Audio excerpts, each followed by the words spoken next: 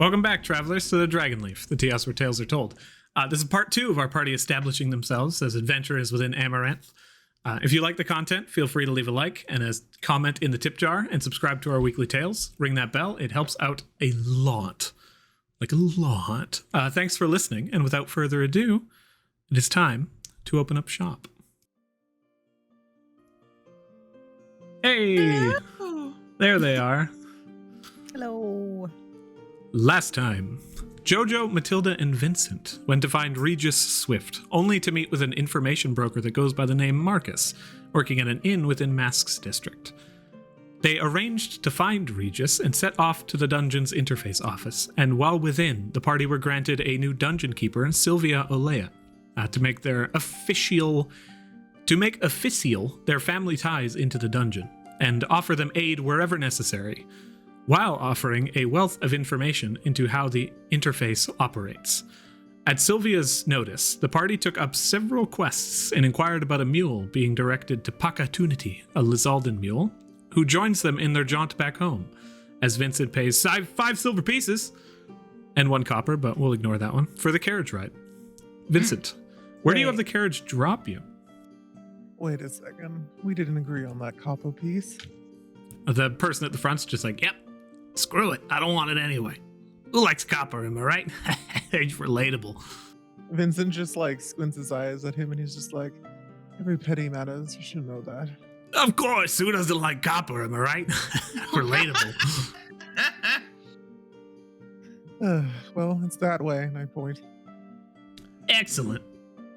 As you are taken over towards Old Town, as you reach the old, kind of crumbling exterior walls of the ancient fort, he's like, oh, can't go too far down the pathway here. If you want to view the park or something, I could take you in, but at one point the road gets too bad to follow.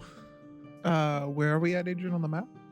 At current, you are right at the entrance to Old Town. Oh, like here? Mm-hmm. Where the feather is at current. I do not see it. I can pull you guys there. Oh, I might If that have to worked. refresh. At current, you stand at the edge of Melora's district in the Denery, right at the crumbling exterior walls of Old Town. Everybody might need to give a quick refresh. The server itself was refreshed during the break. Yep. Yay. I guess I'll thank him. Give him is it like you pay beforehand or you pay after kind of thing? You pay after. Okay, I'll hand the 5 silver over and be like, never doubt any value. And thank you though. And I'll get out and Jojo, do you want to help me grab the cart? And I'll untie it. Yeah, He does shit, that most was of the actually work. sort of deep. Why was it more expensive for you last time? No, I meant what you just said about never doubt something's value. Never mind. It seemed out of character. She starts picking up the cart. I think it's I think it was nice. I have agree. to I pay feel like- money too. As we're like walking around to just not have the chauffeur in our business. Jojo, do you think less of me? I just, based on what you told me the first time you met me, when you said, I like people being underneath me. Yeah, that's sort of what, I mean, that's literally how you introduced yourself, so. Yeah, and everyone has worth and everything. Just not as much as you do. That was really obvious. Well, some people are just destined to stand on higher pillars than others, of course, but everyone has the worth in some manner. Okay. Pakka, you don't need to pay.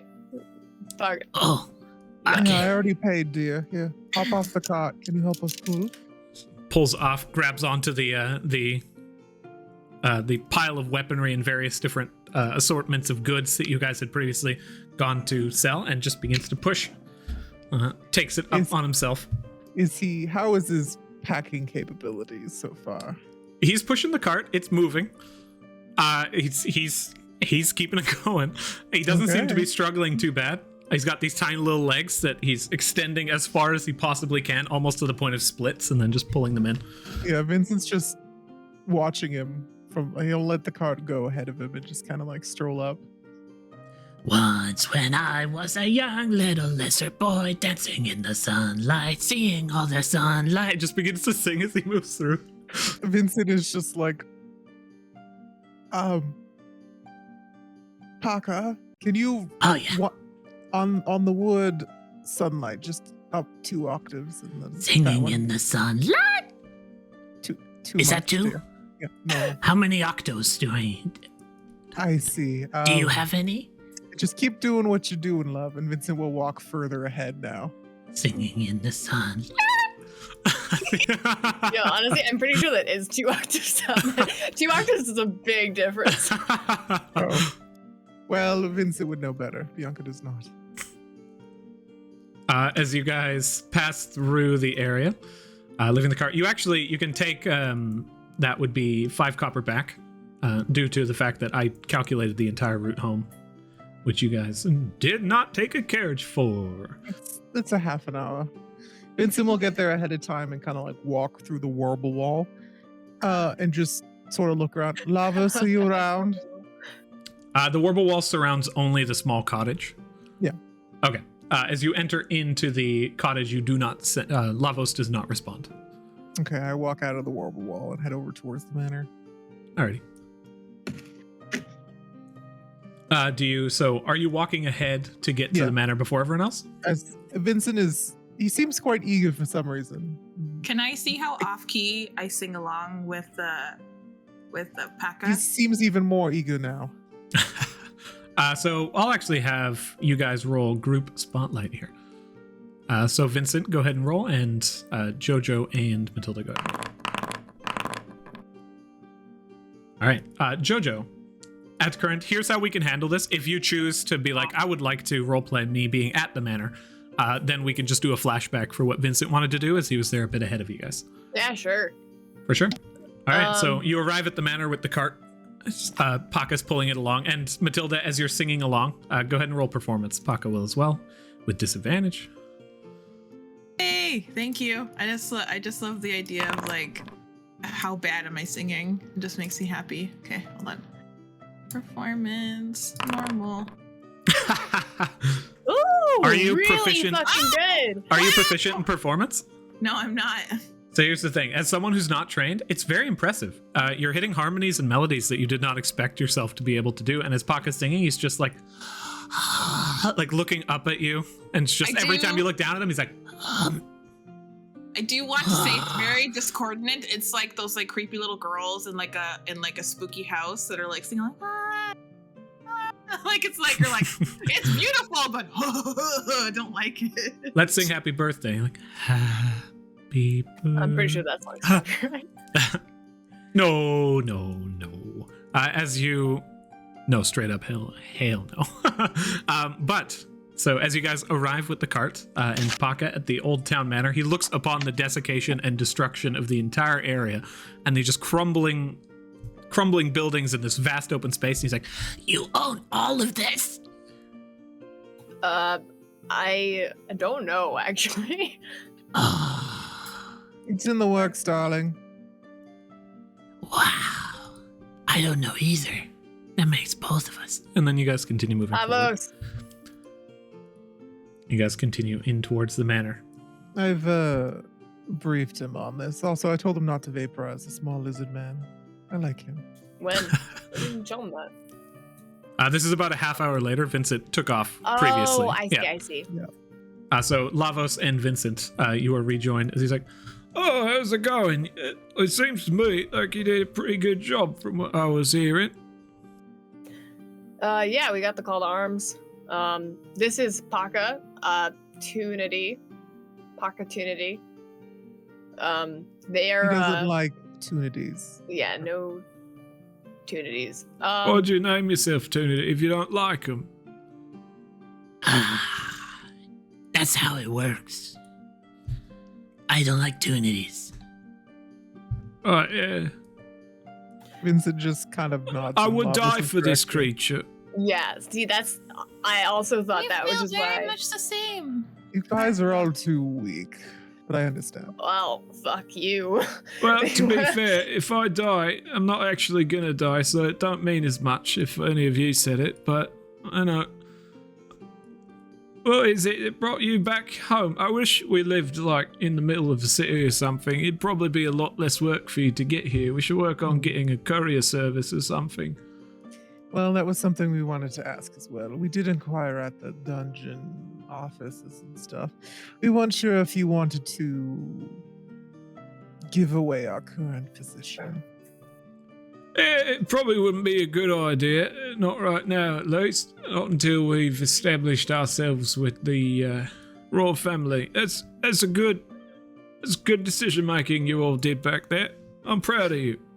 Currently, our job that we put out, they're going to contact me at the Black Sheep, because in the future, is there any other place you'd like preference? If you don't like being to the Black Sheep, we can set up... I'm fine with it. I'm just leaving the door open for you all. For now, that's not bad. There are post boxes right outside Old Town in Baloris District. We can also use those as like a dead drop if we ever need to. And you don't want to have anything at the Black Sheep, you know. Be easy enough. We're also supposed to bring Mord's body to Mal's Maladies for the bounty pickup for that one.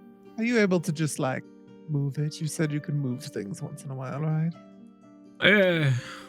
I can get it done. You don't need to worry about that. When do they need it by? Tomorrow morning, I think it was. I got that for you. Good. Thanks for letting me know.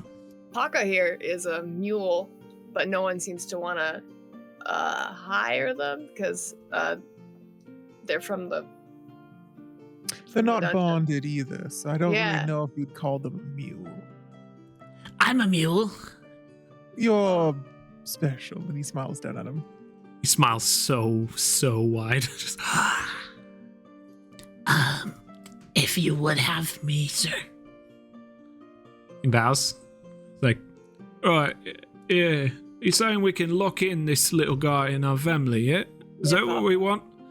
One more member. Pakka, are you alright with this? Yeah. I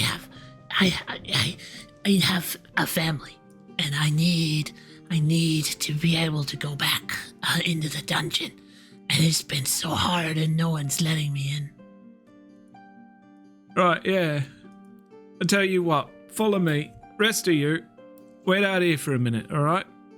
Got a few things I want to talk to him about. I just want to make sure that he's well informed of everything that's going on.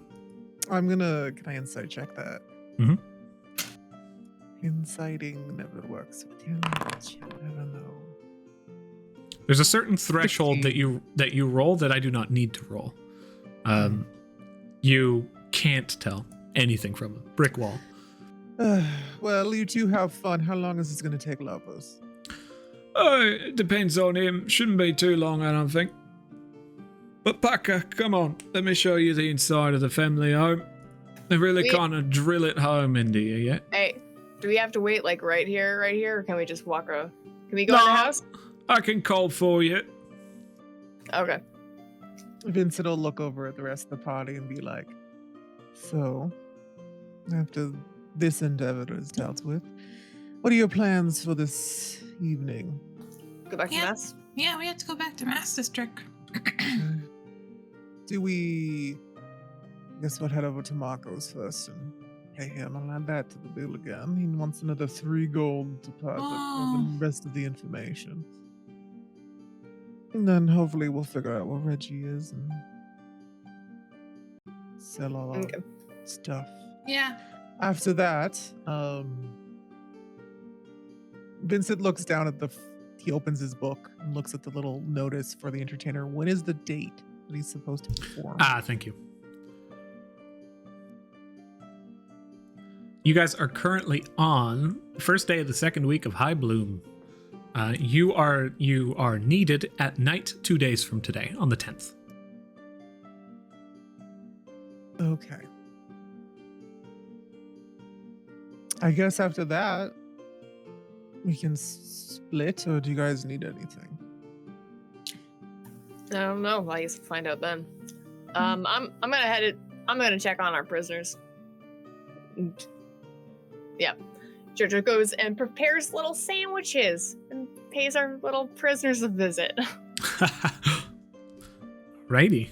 So in this instance, Matilda, what are you doing as well?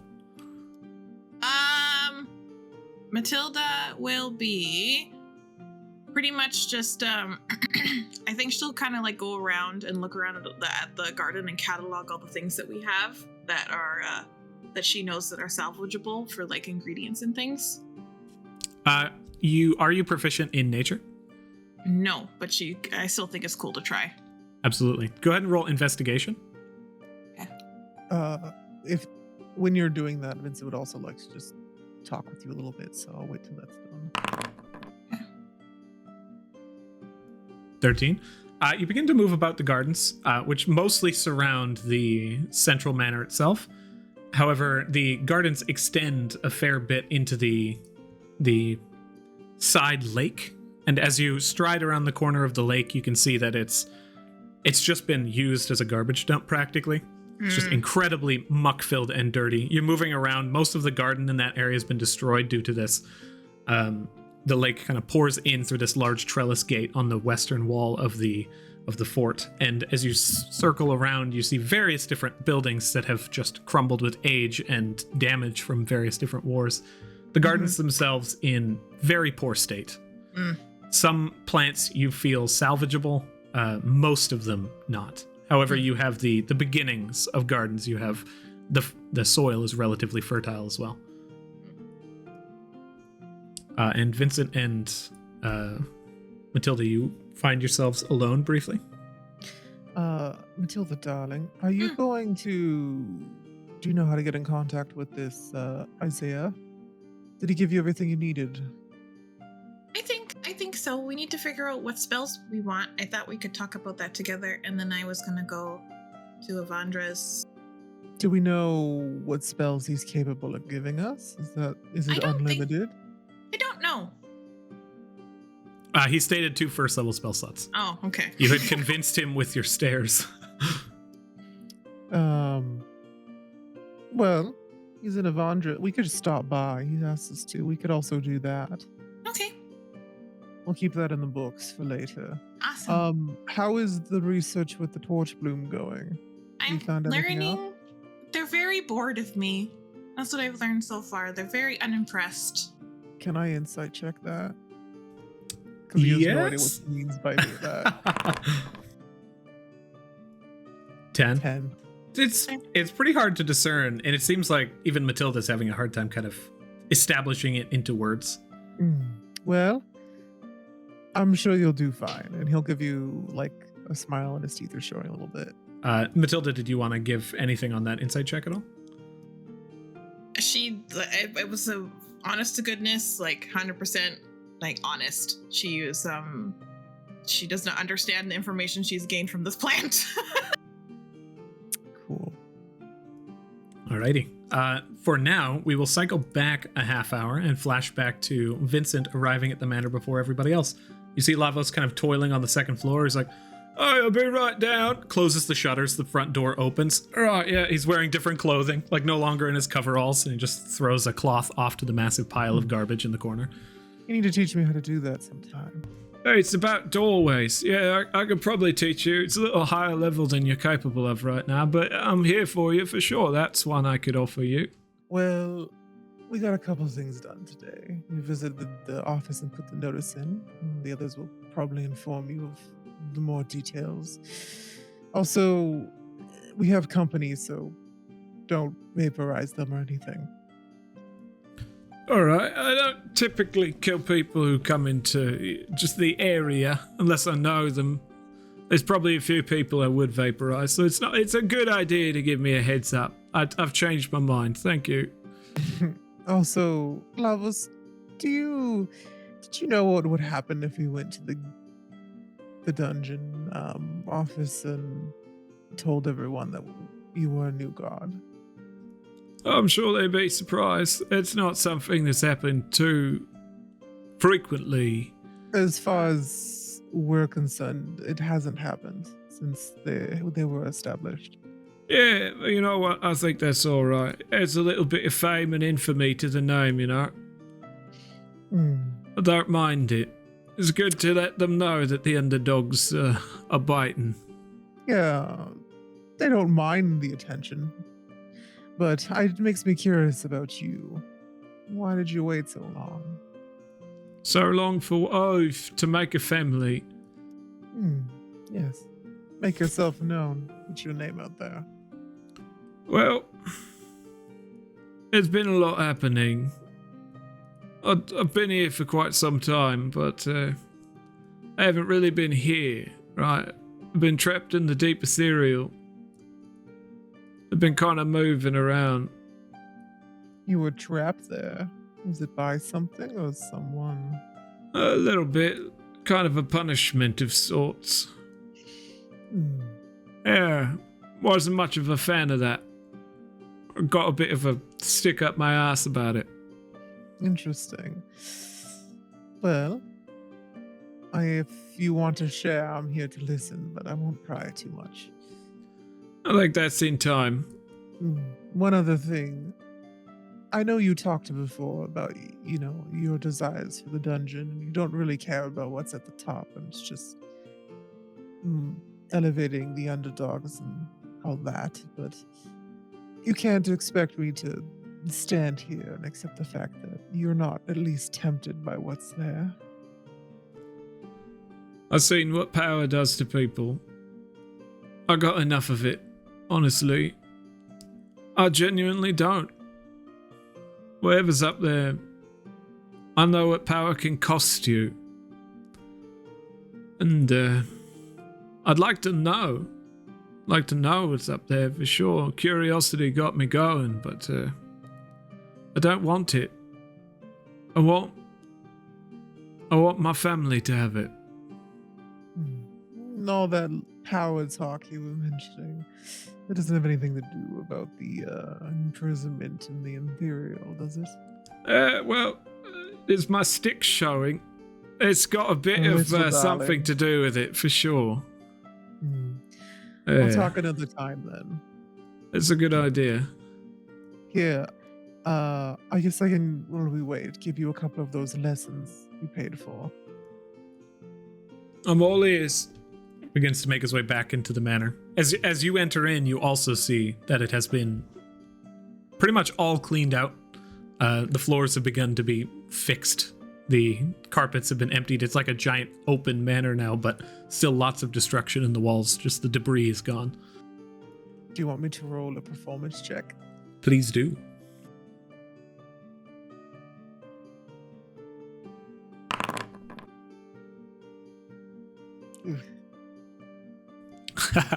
You're like, this is just a teaching thing. I don't need to go ham on it. Even still, as you begin to perform, Lavos still listening in on this just lesson of oratory, of how to properly speak and enunciate your words, speak from the diaphragm, things like that. Eventually you hear the sound of the cart moving up towards Old Town, and as you all rejoin, you and Matilda head off to begin to examine the grounds. And Jojo, you find yourself now in the basement in that strange boiler room as the prisoners lay there, one of which just kind of like slamming their head back against this constant drolling sound of water moving through these copper pipes. The Dragonborn sits almost in like a meditative state.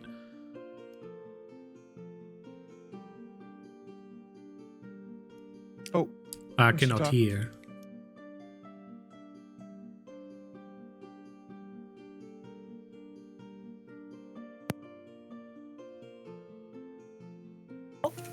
Yep. Hello.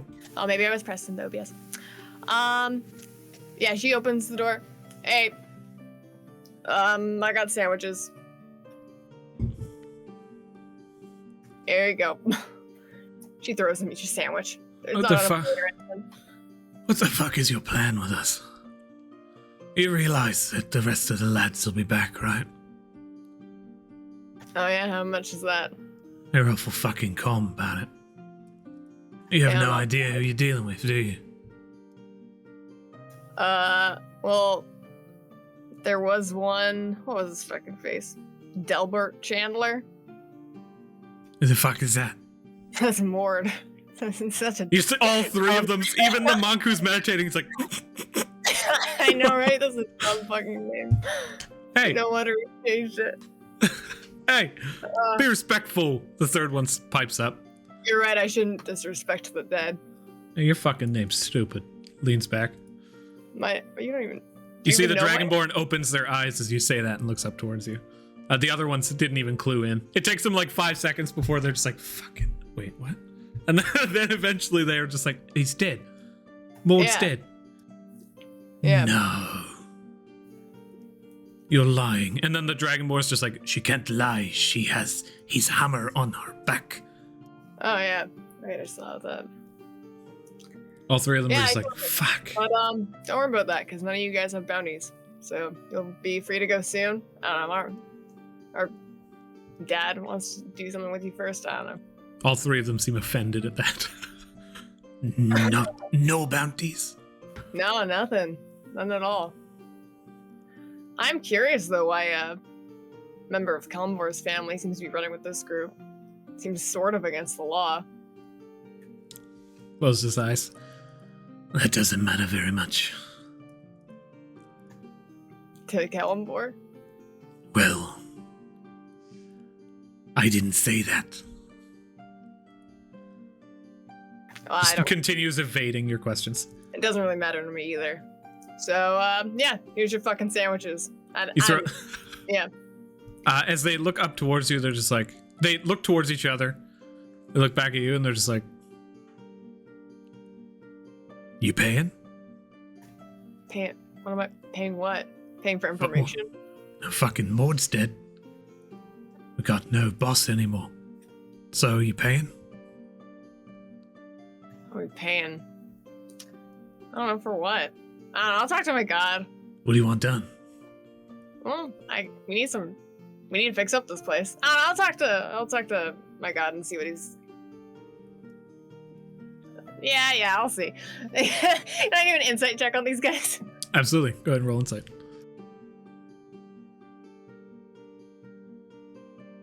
Loyalty runs deep in their veins, doesn't it? Yeah, 17. As you examine the three of them, the one who is actually speaking to you, being like, hey, are you paying? Seems like they're trying to pull one over on you. The other one is following the lead, being like, oh, are we turncoat? Yeah. Cool, yeah. And like the second one seems like they're viable. The monk has not paid any attention. As they said this, eyes remain closed and are just sitting, meditating, ignoring the two idiots in the room. Yeah, I'll see what he has for you. And she closes the door. No intention of actually like letting them out before Lavos does his like mind manipulation shit that he said he was gonna do. And then what do you guys all do? One last thing, as Vincent's we're like settling up and going out to talk to them. He'll just turn to Lavos and be like, how long before an adequate room is ready in the premises? Probably a kitchen and a living room as well. It's probably something we could talk about in expenses, right? Yeah. Just Everyone- modest dressing. Like, Vincent looks around. Does it look like we need new flooring and walls, or is it simply just... He's furnishing currently it? working on fixing the flooring, and you can see that areas with minor and sometimes like mid-range breaks and tears are all but fixed over. You've seen his work with the cabin on the outside of Old Town, and it was actually a very fine cabin. He is currently going to town with the carpentry of this place, but it's empty. There's no furnishings. The walls themselves seem like he can handle the fixing it and bringing it up to snuff. However, he pulls everyone aside and is basically like, I can talk finances. It's probably going to take quite a bit of money. Bianca, you were talking, but you were not coming through. Oh, weird. I said, when he said finances, Vincent's like, and he reaches into his bag and pulls out a piece of paper and rips it out of his address book. Here's your bill. Oh, yeah. What's this? Incurred expenses. Yeah, it lists like 5 gold for information from today, the 5 silver ride fee, 3 gold of information we'll need later, the 50 gold for the party fee for the dungeon, all of those. All right, yeah. So, anybody else? Your bills? Anything you've incurred during this oh so important family outing? Are we all there? Yeah, pulled you all aside. Yeah. We paid 150 gold for a call to arms. Well, I sold a shield from the stuff I took for 140 gold, and then 10 of that was mine for the call to arms. All right, so if I got my math right, that's 45 gold to you and 35 to everyone else. I'll put this aside for Killian. He takes out, as he brings you guys up to the second floor where Mord was previously, he enters into a small room and opens up that 1, 2, 3 combination safe, popping it open, grabbing a chest, plopping it down, and you see a little under 200 gold stacked in there, silver and copper in separate compartments. Pulls out the gold pieces and slides it in towards you guys. So, Jojo, splitting that 45 gold to you for the sale of this shield. That should be good. Matilda, that's 35 gold for the shield. Vincent, 35. And here's the rest of what you needed from the itemized list. I don't have enough money to pay for all that. Well, we still haven't sold our stuff to the fence yet. Mm-hmm. That should be good. This basically makes me poor. But I can go work for the evening, I don't mind. Well, Oh, might take a little longer, but with enough training from me, you could service at night if you wish. do you know what these weird little soap creatures are? I asked him what are they called again? Water mobbits. Water mobbits? Yeah, what are water mobbits? That don't fucking exist. That's a dream that's a creature what children think attack them in dreams. It's not really a thing. Oh. Yeah. Also, do you know where I could find books about torch blooms? My torch bloom seems very unimpressed with me today when I was doing research. There's been a lot of people who've tried to get torch blooms for research, but most of them never get it out of the dungeon. See, it's kind of like smuggling. It's very illegal, so we could definitely keep that on the down low. Okay, I was just hoping if there was information. It's not something that's there is, don't get me wrong. It's just each family, any information they have about the dungeon, that's lock and key, right? Hmm. It's not something they share happily. Anything to get you ahead of the rest. That reminds me, Matilda, you seem someone, and he'll turn towards Jojo, in your own way too, Jojo, very forthcoming with things and information. I feel like we should work on those skills a little bit. Well, I know not to talk about the torch bloom, but I didn't think it was a bad thing to talk about the bond on my hand. Well, it seems to cause quite a bit of a ruckus down there, so I wasn't sure if anyone was going to use that information maliciously. So it's always better to err on the side of caution when it comes to these things. Also, oh, go ahead. I've never had a bond before, so Mama Mel and Pom Pom didn't tell me how those conversations are supposed to go. And a lot of times when I do it by myself, it doesn't go very well. Well, I'd say in the future, if there's anything that you think has any value, just keep it to yourself until someone's willing to pay you for it. Or make a deal. You like to do those. I'll turn towards Jojo. You're fine in your own manner. It's just you tend to just buy things at face value. And don't get me wrong, I'm fine with you spending your gold on things, but the party fund might need to be a little bit more restricted. Well, how about you just manage it then? Well, it's hard to haggle someone when you walk up and you give them the gold. Just 1 gold. Vincent just raises an eyebrow at that. Well, one day if you ever wind up on the street, that 1 gold might get you out of it. I basically have 0 gold right now. He closes the thing. Lavos, we're not sort talking of about you right pushes- now. She pushes back her 45 gold pouch that he just gave her. Do you want some? Just take it. I feel like none of my words really struck home, but it's fine. To be fair, Do I need it? I mean, you can say the words. Whether or not I listen to them is up to me. whether or not I listen to them. He's up to Pakka. Points over and you see the Lizalden kind of like enter the room and he's like, That was my cue. I heard my name. he sits down at the table. He's like, thank you, Pakka. Now, ignoring him again for a minute, he takes the itemized bill, Vincent, and he basically encloses it into the case and says, this will be handled. But right now the family is flat broke, which isn't good for our image. It's going to be probably about 350 gold pieces to get this manor up to snuff, to get it to a comfortable manner of living.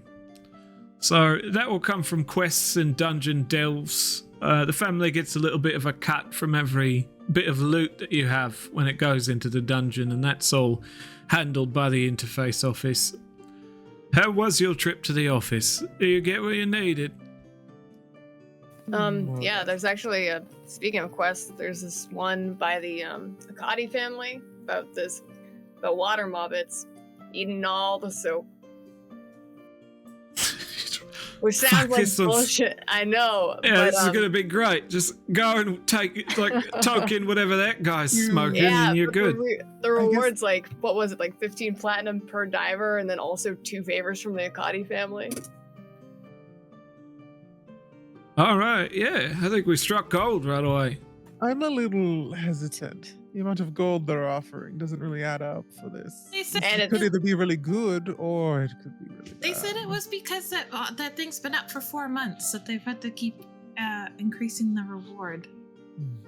Well, It's pretty weird that no one's taken them up on it, considering the value. I know that water muffets is like not a thing, but still, someone must have been like, I'm curious. also, Dilbert, I think his name was, our good friend Maud, they're bringing over to, he's worth about 60 gold or a favor, but Oh, I think we we already wanted got the that. favor, yeah. Yeah, we got the favor from Talus's family. He scratches his chin and he's like, Delbert, a fine name, a strong name. Looks towards the lot of you guys.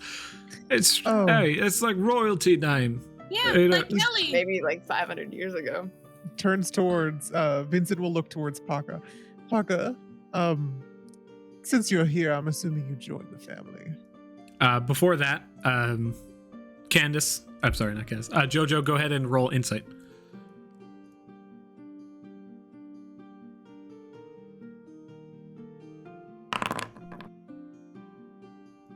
Two, excellent. Vincent, as you continue to speak to Lavos, Pakka's like, No. Not yet. Not yet. I want to, but I want to go in the dungeon first. I want to see if I can help you. I don't want to Well- weigh you down. As far as I know, you're not allowed in the dungeon until you have an Ashfall. he's like, I told him that. That Okay, means you I'll do can't it. go in. Oh, well, and I turn to Lavos. There you go. It was easy. No, it wasn't. No, it wasn't. He just looks back up at Lavos and he's like, No Tunities. I don't get this guy. It's a relationship, honey. It's not an opportunity. I turn to Pakka and talk to them in Sylvan. I'm like, it's okay, you'll be part of our family. That's what it means to get an Ashbond, so then we can be a family forever. He responds in Sylvan. He's like, I don't know how I know this language, but this is a lot of fun.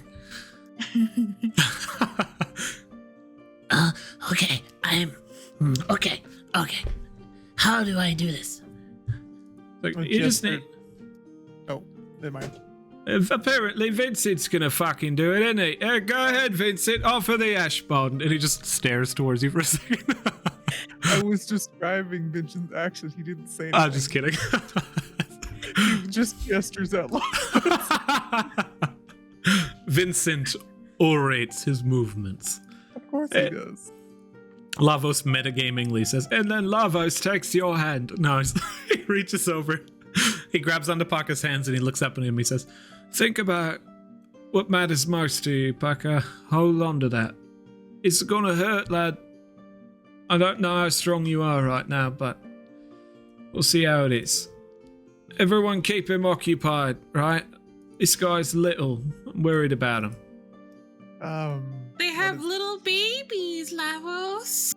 2 of them. You don't tell me that. Don't you tell me that. I know. No, stop right now. As he's like looking down at this tiny little lizard creature. I live Pakka, under a bakery. Can you describe what Blue looks like? Oh yeah, Blue. She's so pretty. She's little like me, but smaller, and she's very. Ash begins to pull in around the area. You see, She's got such a long tail. the ash swirls around him, and you see it almost he'll- sluggishly move before ripping forward in as though just moving in time rapidly. And as the ash begins to encircle you guys like a cocoon, you see a thick layer of it begin to slowly enclose upon Pakka. What were you saying, Vincent? I was gonna say during this, he's gonna do like a kid where it's like you're trying to give him a shot, but you're distracting the baby with like something shiny. He's gonna Exactly. minor illusion what he thinks Blue looks like in his hand. She's got red eyes. She's looking in towards it. And slowly it continues to bear down. Constitution saving throw. Does he get advantage? Adrian, where are The you ash- hiding them? The ash closes over Pakka's face, and he's like, You have to make sure to give big claws. and then as the ash closes, you just see as Pakka is unconscious in the chair, Oh. like leaned back, hand out, as the arms just kind of Lavos just slowly places the arms down on the Is he table, dead? and then Matilda? places a dagger next to him and opens up a small red vial and begins to pour it around him.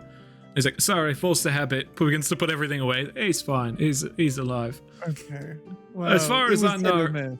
It's near impossible to kill someone with this. The only time anyone's ever really seen real damage from taking an ash bond was when Ash cursed. They don't have a very good lot, you know. It gets to be hard for them. I've heard rumors of them. I haven't actually seen any. I stabbed a puppy, Lavos, and that made me more sad than when I stabbed a puppy. You hurt our poor friend. Oh, Oh, I was gonna ask when you stabbed a puppy, but Oh, we you're talking. did. Yeah, okay. Yeah, I and do then you remember killed the that. dog too, right? Yeah. Yeah, Well, you did. it's That I don't never think should you have can call it happened. a puppy. that was a big mistake. I never should have did that. Honestly, you know, all the puppies in this house, they're not dogs. I don't know what they are. I've begun to research them, but Do you think we could repurpose them for like patrol and protection? I mean, Food. maybe. They seem to have a very straightforward mentality. They're just aggressive. If you point them towards something, they'll probably attack it. I don't know what they are. They're some kind of... They're almost fiendish in nature. I'm looking into it, though. We'll look into it further. For Is now, Pakka's just like...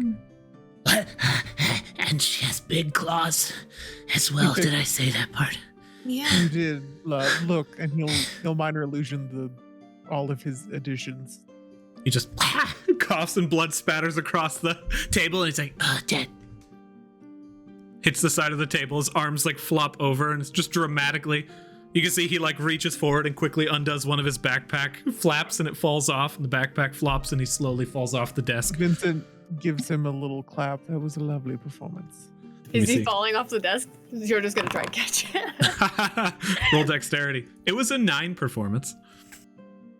Vincent's being very generous with his compliment. 6 Oh, dex. not very You good. reach out and you like jump in slow motion, and Pakka's falling, and eventually hits the ground on top of his backpack and is just like splayed out. He did I not just make it hear- in time. I just Oh, heard Enya. We must cover that song now. No, it's totally good. As you, Pakka now lays on the ground and one eye opens as he looks over towards you. Slowly, Well, he kind there of you brings go. himself up to his feet. Pakka, I don't feel Where- any different.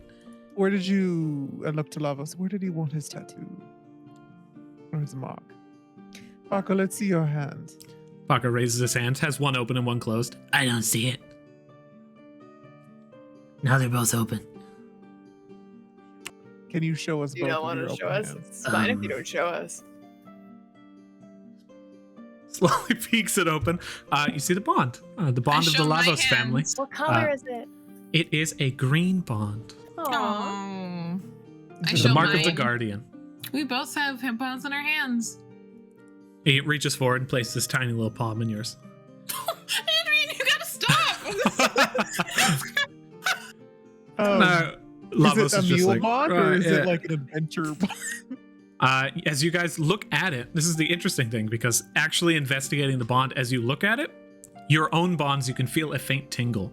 And as you glean, you see like a runic language appear both under and above the bond, almost that seems to just come into view. As it scribes itself for you, you can see he does indeed have a mule bond.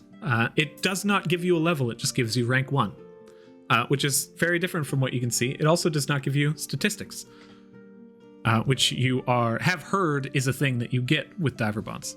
Well, Vincent leans back against the wall. Good job, buddy. You're a mule. It's official.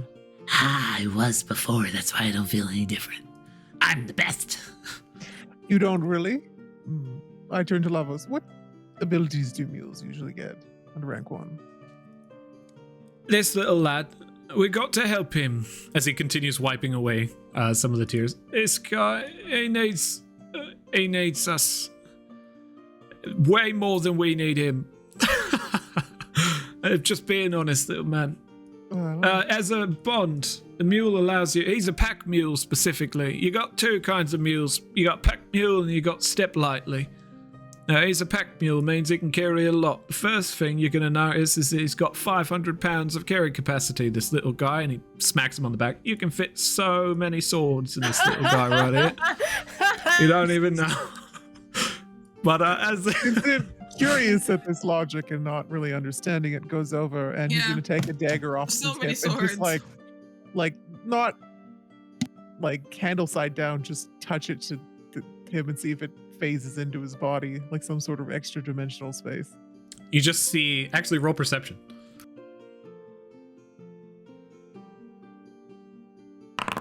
He has a very vacuous, like, void 6? of a torso. You do see it just disappear. As you place it down, you basically like balance it. He brings his muzzle up and you balance it on his muzzle and you just see a flash and it's gone. Was that you, Pakka? No. No.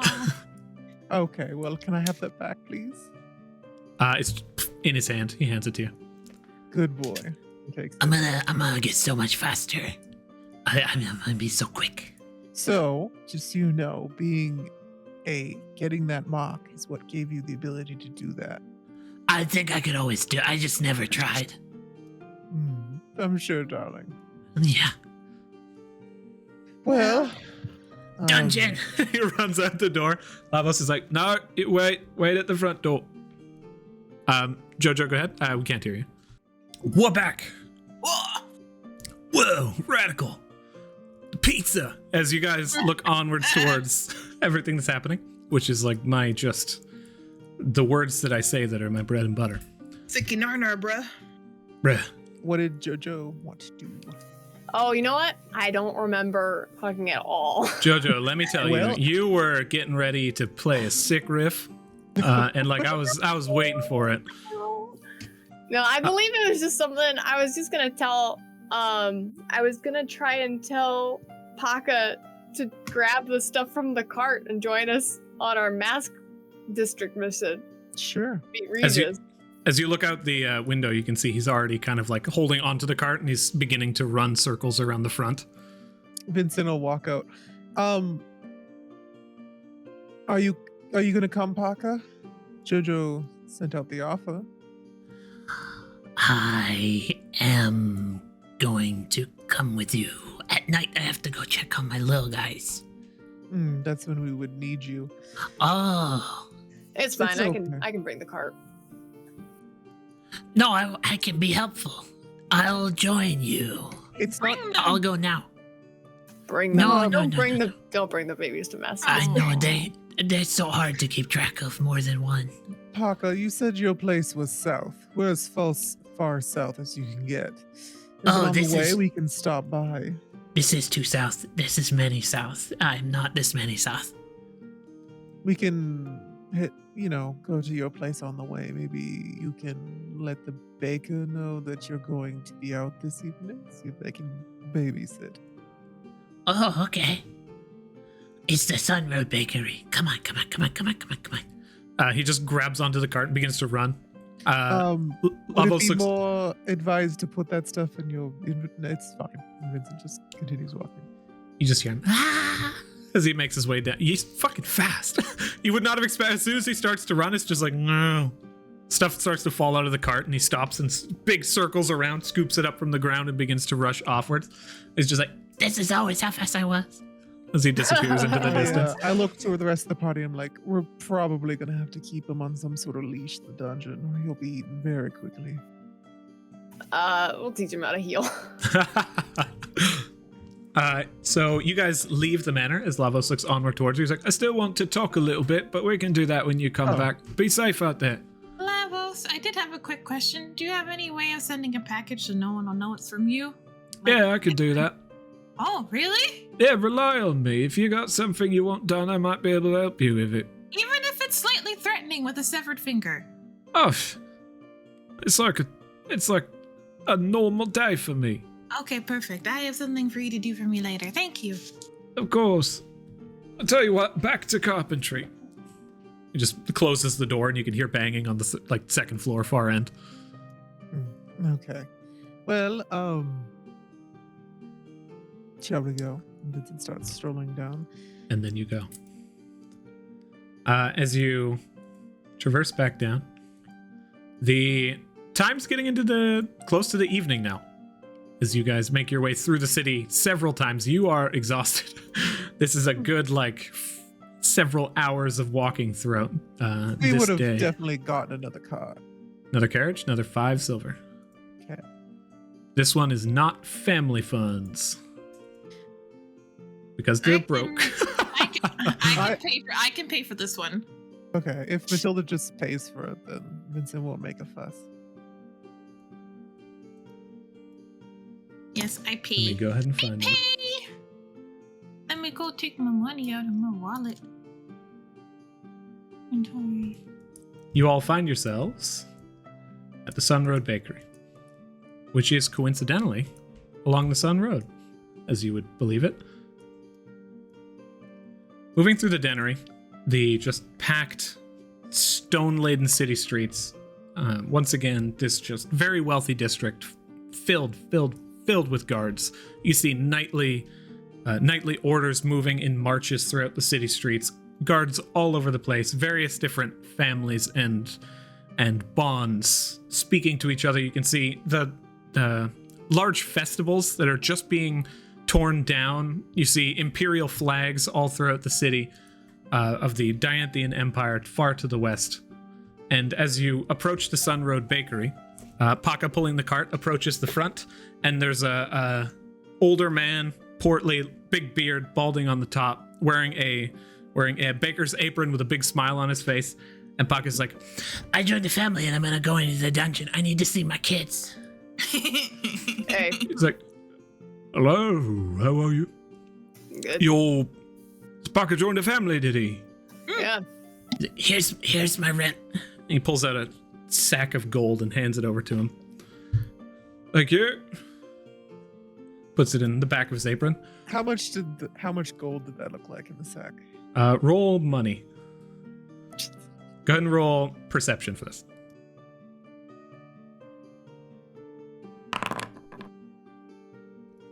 18.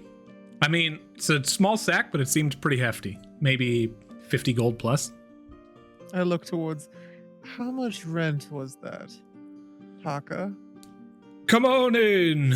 He turns around and makes his way towards the door, opens and closes it, and you see the sign flip. He's like, It was exactly as much as needed. For a For year. how long? This one is this period of time. So when do you have to give your next one?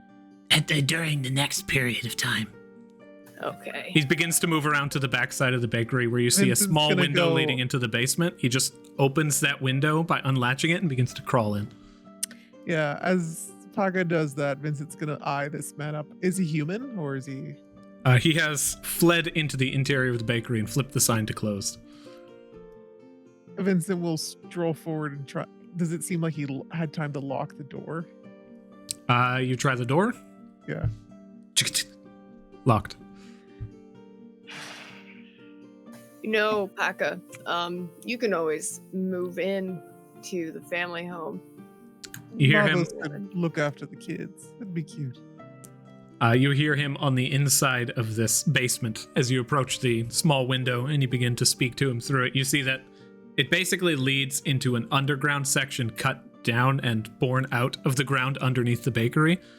And inside you can just see the 3 silhouetted figures as one of the little lizlets ignites a candle and lights it as they're all lit in this small candlelight, beds off in the corner that seem to have been handmade, as they all just begin to hug each other aggressively and begin to spin around each other with this just mad amount of just happy affection. It just makes me think of otters whenever they run into each other and they're just all really Exactly. wiggly and cute and and just super close. You see him approach the other side of the basement as he scrambles up out of the window, and these 2 tiny little things, literally handheld, like this big, begin to approach, eyes just as big as Pakka's, as they all 3 kind of line up, and he's like, Line up, stay warm. 2 of them just grab onto his legs. Okay, these are my little ones. Oh yeah, Okay. they don't have names. What do we refer to them as? The little ones. The Lizettes? Lizalets. Well, Nice. I'm not sure if you heard what Jojo said, but we offered you could move into the manor if you want. Looks to Jojo and is like, How much is the period of time amount of gold needed? You know what? I moved in this morning. Haven't asked Lavis about it, but I'm sure that it's not much. Yeah. Maybe nothing.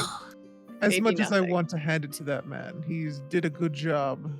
You could I- also move in with me. he looks down at the little ones who just looking all around.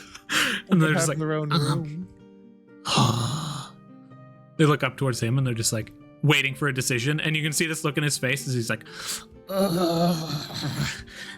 Multiple options. Well, the thing is that I wouldn't be able to look after them because we'd be going into the dungeon together. So I think the option that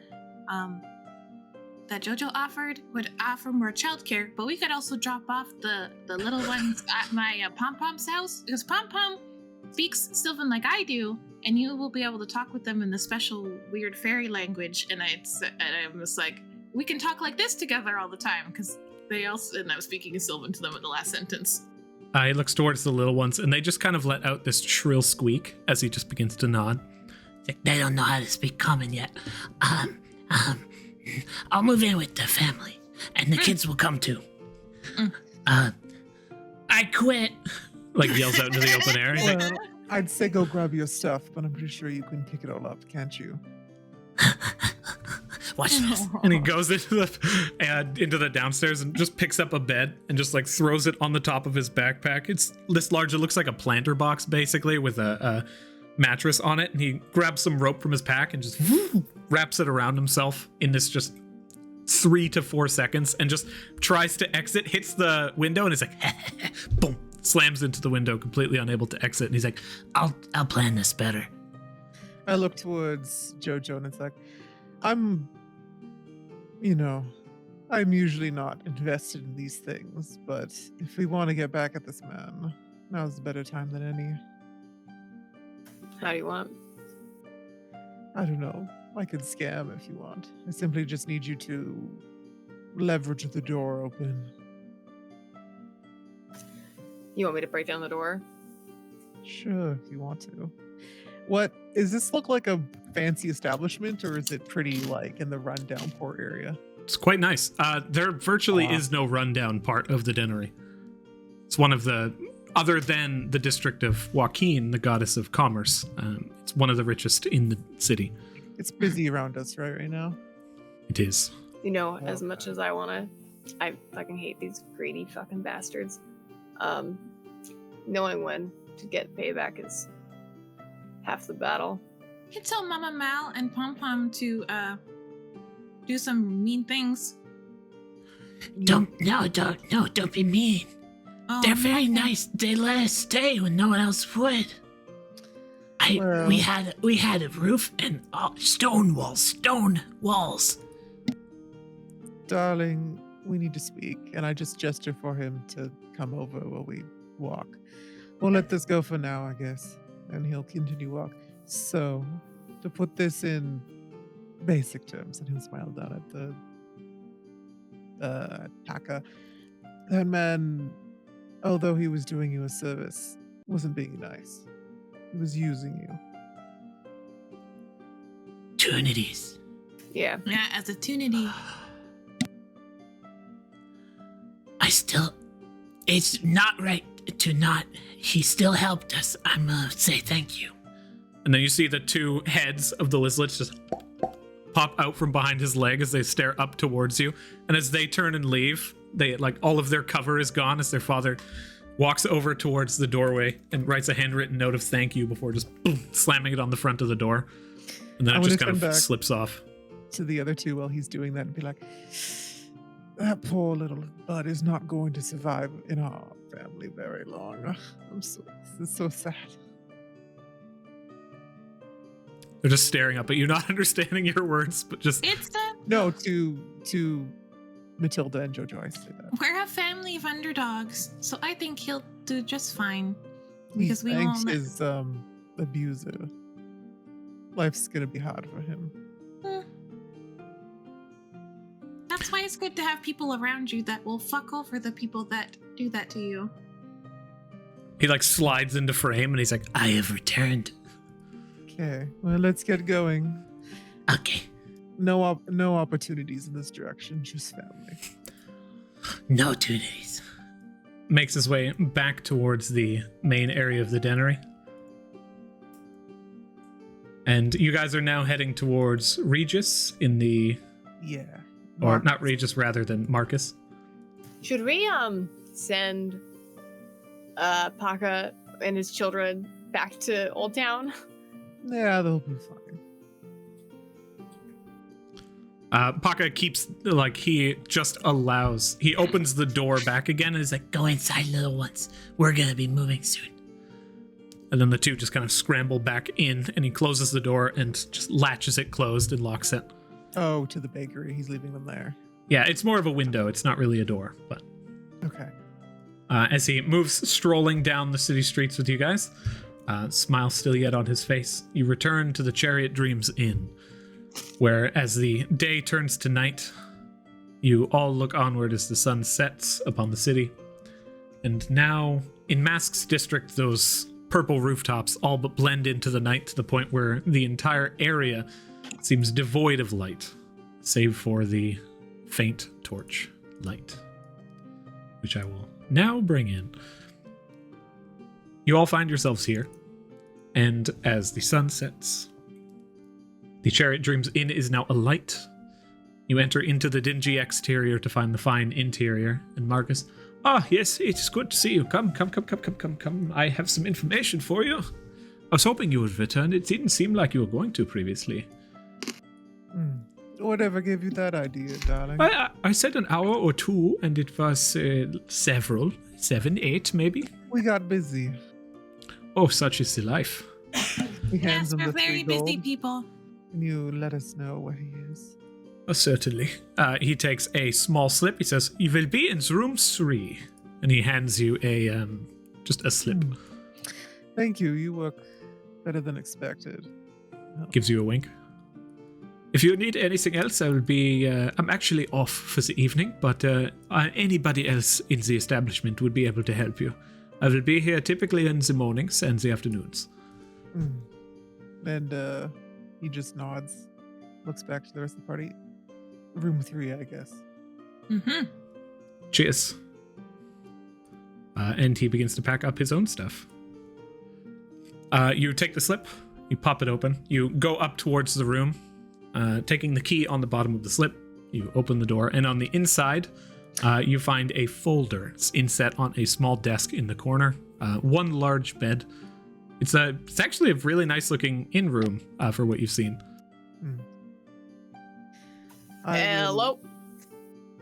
The room's empty, right? Aside from the folder. The room is empty. There is a folder in the corner. Well, not what I was expecting. Matilda, do you want to go read that? Or Jojo? I can read it. I walk over and I go read the folder. You pop it open. Go ahead. Nobody here knows a certain language that I'm about to write in. Let me know if any of you can read this. He's gonna charge fucking translation fees, and he. No, I cannot see that. No one in the chat can read that? Alrighty. There is a small scribing on the bottom that is written in a strange language of various different squiggles that seems to be inset. However, in common, in the paper, it reads, north of the Sow and Tel Clothier, you will find a small alleyway that leads into a dilapidated building. This is where you will find Regis. He opens in the evenings, but you are currently in the evenings, so you are good. Pakka, do you know what this says? You never know. Give me 15 minutes. Stares at it for 15 solid minutes. No. Okay, well, 2 minutes into that 15 minutes, it's like, okay, let's just walk and talk. Yeah. Yeah. And right here, he's like, No. and he hands you the paper That's what I back. thought. Darling, did it take you that long to register that you couldn't read it? No, I was reading the common and it takes time for me to figure that one out. But this one's like snakes. I think it says. Beautiful. I don't know how to pronounce the sideways S. Just turn your tongue sideways.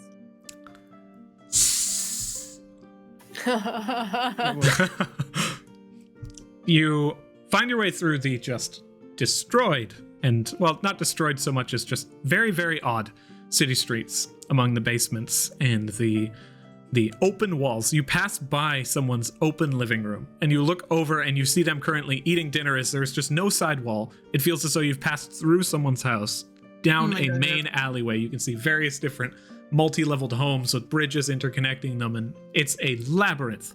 But with the directions that you were given, you were able to confidently carry yourself all the way through into the end of this district.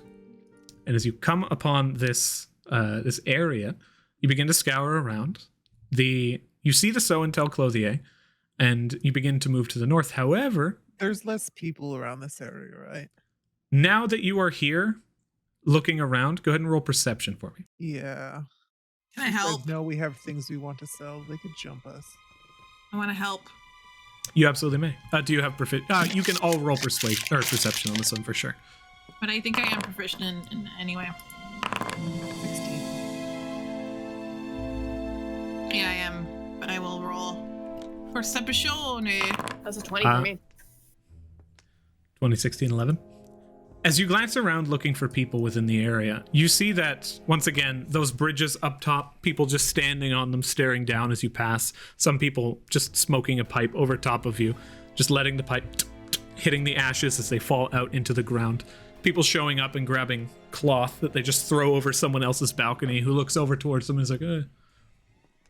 As people pass by in the street, hoods up, eyes down, not paying any attention to you, you find yourselves in these dingy back alleyways. And you find the Sow and Tel Clothier, a large, brilliantly flourished sign inset into various people's homes. Not by any stretch a commercial district.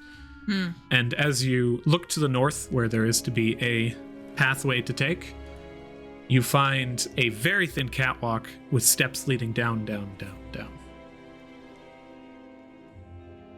How heavy is the cart that we have? The cart itself is currently carrying 190 pounds of goods. Oh, And how dear. Could much- I like pick up that cart so it doesn't need to go down the stairs? You and can you Pakka together, you don't even need to roll. Cool. I was gonna say, can't Pakka just like absorb it? Oh, this is a lot of that can't all fit in my bag. I understand. I need a Maybe bigger in time. bag.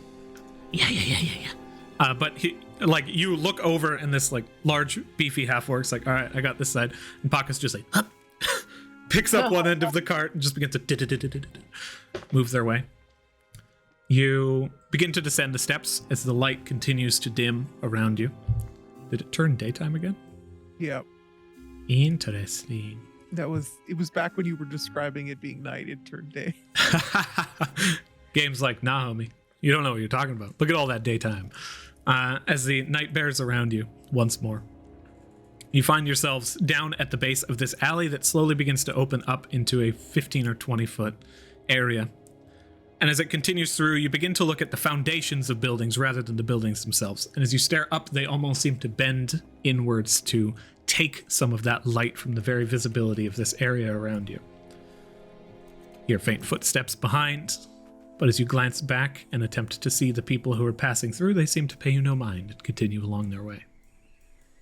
You hear the sound of loose coin purses being shaken to evaluate the weight as people exchange gold for goods and move out of the way from each other. Eventually, this pathway opens up into a small district, and you see one long, dark alley. As the bridges begin to coalesce to the point where there's now a wooden rooftop above you, you see a dilapidated building at the far end. That is to be your destination. Okay, here we go. Pakka's like, I am scared. I don't like this. Just Is this a place this isn't home, right? We talked to the No. beard guy and that was home? Yeah, that was home. yes. Okay. Lavos beard guy sent us to see this man. This place is beautiful. It's like being inside a crypt, but up on the up, not in the, underneath the ground. Oh, I like crepes. They're very tasty. and he continues moving forward. Maybe this Well- isn't so bad. I like bones too. Just stay next to JoJo. She'll protect you. You move forward towards the end of the hallway. Is there any light here, or is it pitch black? You're looking at darkness at this point. Okay, so I turn and I'm like, would I know what races have dark vision and what don't? Is it something that most people know? Yeah, absolutely. That's common knowledge for sure. I turn around. I'm like, Matilda, do you need any assistant?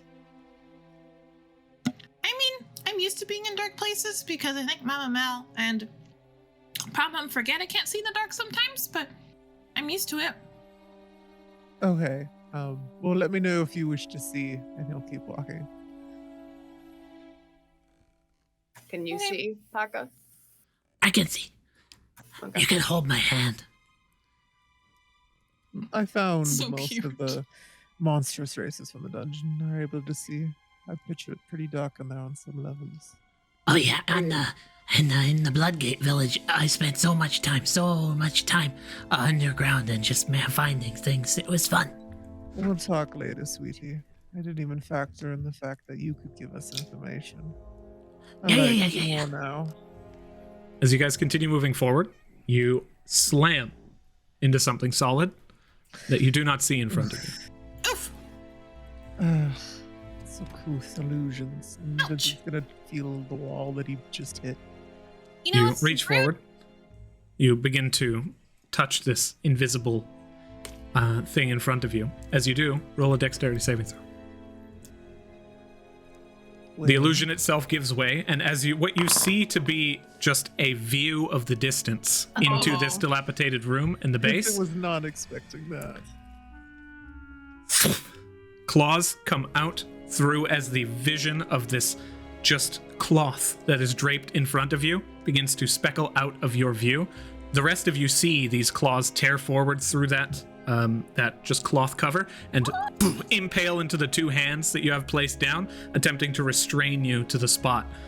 As you hear, Did they do any damage, or they just...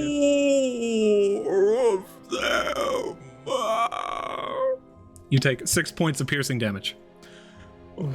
More of them. Vincent just like kind of bites his lip to that, trying not to yell out because this obviously hurt a bit. Do you mind letting go of me, please? But not Give here. it to me. Give it to us. Does the- I can only see the hands, or can I see through the illusion now?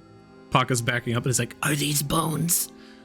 you can now see through the illusion there's just a cloth as the hands tear through. You look into the small tears that have been created by these hands, and you see one piercing eye.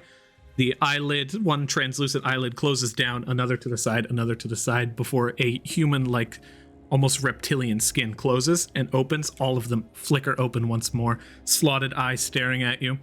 As they just pull you aggressively, you find yourself grappled to the spot as they're just like, give it to us, give it to us. Can I, like, Eldritch Blast them? You lean back.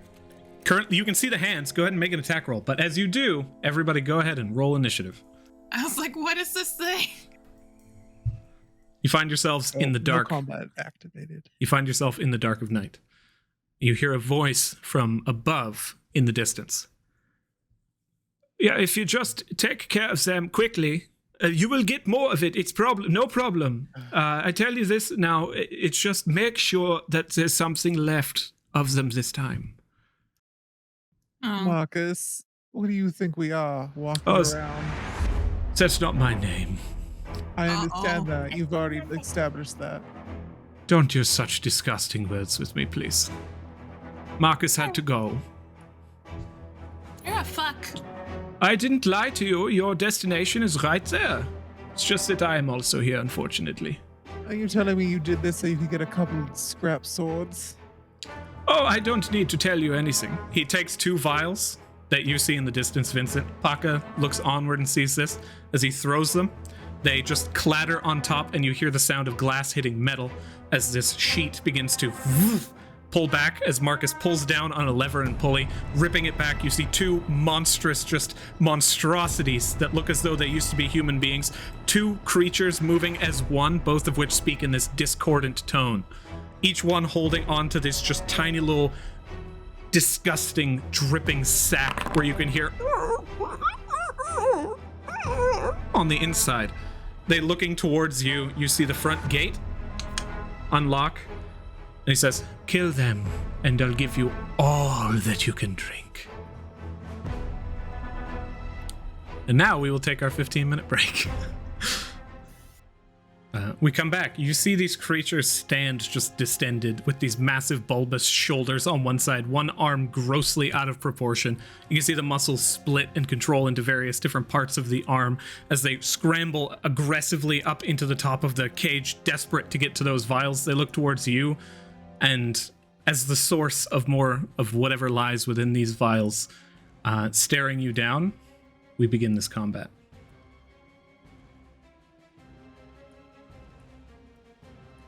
These strange creatures look towards you as the wrapped and just liquid dripping bundles in their arms, they just toss them down to the ground as they hit and just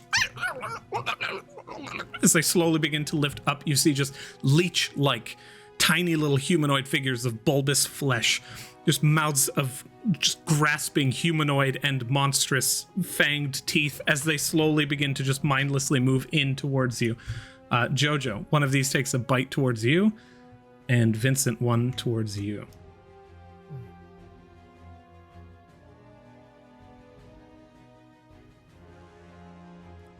You see them lean in slowly as they just begin to slosh towards you and go for these aggressive bites.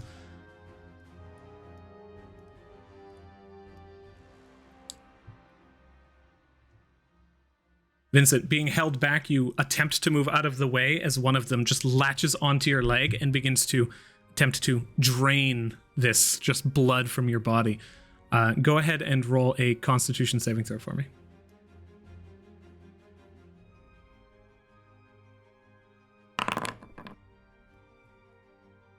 3. 3. You take a grand total of 7 points of damage. That is 3 piercing and 4 necrotic, as it just like latches onto your leg, and you can feel this strange liquid begin to pour over you. It is very bloody. Uh-oh. He doesn't really react to this. Again, he just bites his lip, but you can tell that his side is like oozing blood. He's not wearing armor. It's ruining his suit.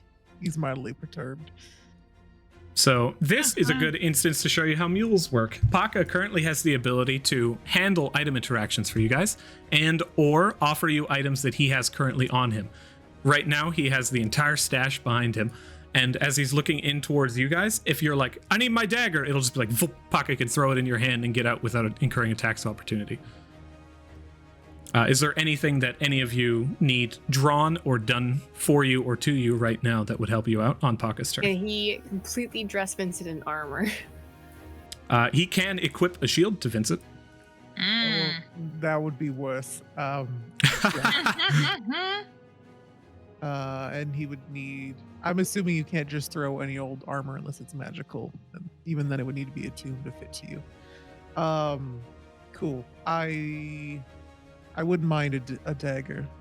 I have one on me. I just don't have it in my hand. A dagger? You see Pakka zoom, zoom, run forward and back. He's like, I got you. Puts a dagger in your hand as he just reaches back towards the back of the carriage. Can he do more than one? He, at current, can do one equip.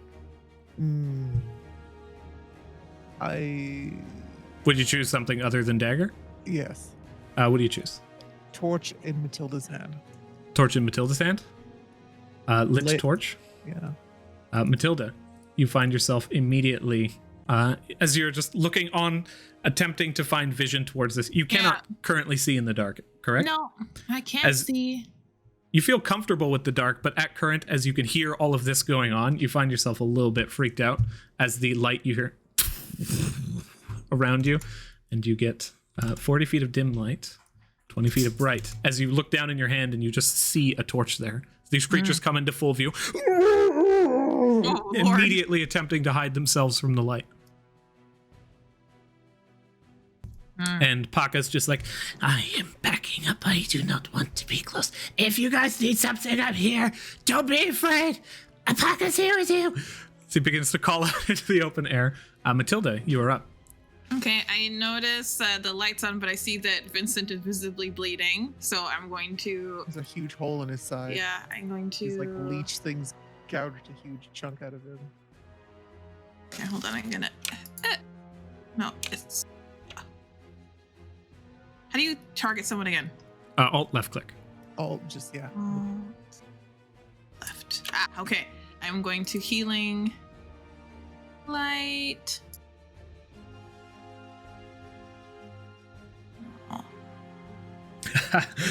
Roll that damage. Yeah. Vincent, a full 6 hit points. Yee! Alright, so you take 6 itty bitties. He is no longer bloody, but just barely. And then... I'm gonna hit the... I'm gonna step back 1. And I'm gonna hit the sky. Oh. Stop it. No! There we go, haha. And then... How do I untarget someone? Do I just hit again? Same, yeah, alt left click. Okay, yeah. cool. And then I am going to Eldritch Blast.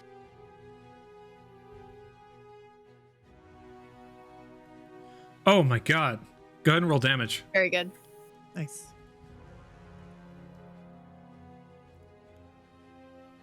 Torch in hand, immediately you're like, turn, and as you see Vincent struggling with this creature just latched onto him, currently still grappled towards the front. As the cage falls away, Vincent, you are actually no longer grappled, because there's nothing to grapple you onto.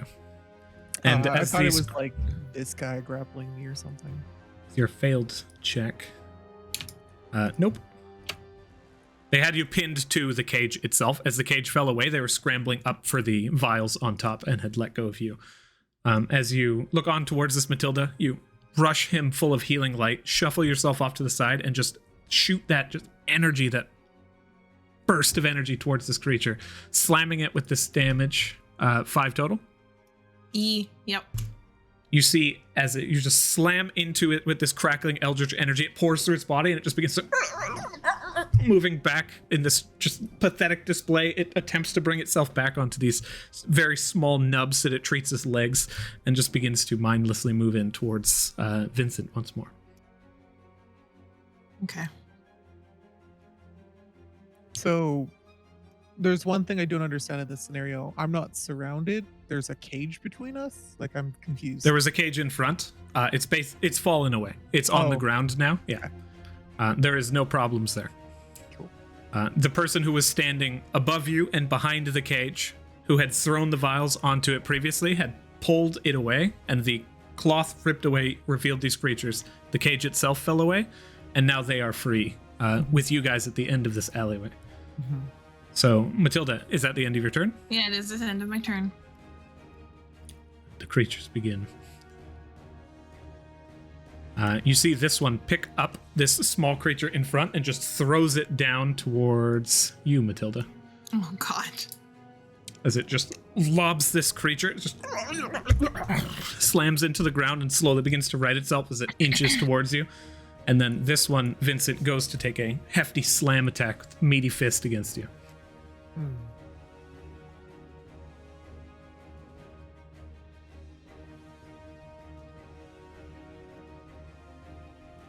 As they bring that fist up and just slam down towards you, you manage to pirouette out of the way as they just slam the ground with their fist, and you can hear as several bones just break from the impact of their own muscle, their own strength. Looking towards you, just pulling their hands back, trying to desperately avoid the light in front of them. You can hear the guy in the background just being like, disappointment. Vincent, you are up. Which direction is that voice coming from? Behind. This direction. Behind the ogres. About 15, 20 feet. Silhouetted in the darkness. Vincent just like brushes the shoulders and been like, oh, I just got this tailored. And then he's gonna be like, you owe me for this, Marcus. I know that's not your name, but you did like to hear it, so I'm gonna call you that. Actually, I need to check one thing for this. I can't see him, right? No, he is, well, from where you are, you can currently see him, yes. Okay. He just hears like this very creepy, unsettling, like shiver down your spine sort of melody in his ears, and he hears the words, I'm sorry, my sweet, but it seems the roses have wilted, the violets are dead, and now the demons run circles round your little head. As I cast unsettling words, but I can't target him, so I can't use it. You can just, you can target yourself with unsettling words. I don't want to put that on myself. Just to activate it, it's totally fine. I guess I'll just give you a random garbage actor. There you go. Kill this acolyte here.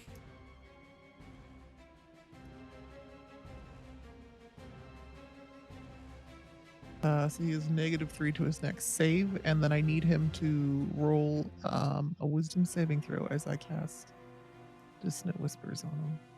Alrighty. I don't need to see him to do that. And he is a -3 to that roll.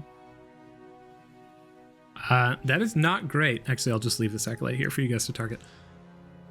You call out towards him, and as he hears this melody and this poem in his head, he also just begins to hear passing through his mind as he just spikes up for a brief moment, looks on towards the lot of you, and just turns, desperately making his way down the alleyway into the distance. He also takes 8 points of psychic damage. He's gonna look towards Jojo. Assistance, please. Yep. Can you just like throw me or something? These guys don't seem like they would see it coming. He's gonna end his turn. Jojo, you're up. Jojo's going to rage. That is good. You want me to throw you? I don't know if I can. I mean, you're taller than me. You're not like you're not that small. I can't. I don't know. I could try, but I think it's no. Put me behind you.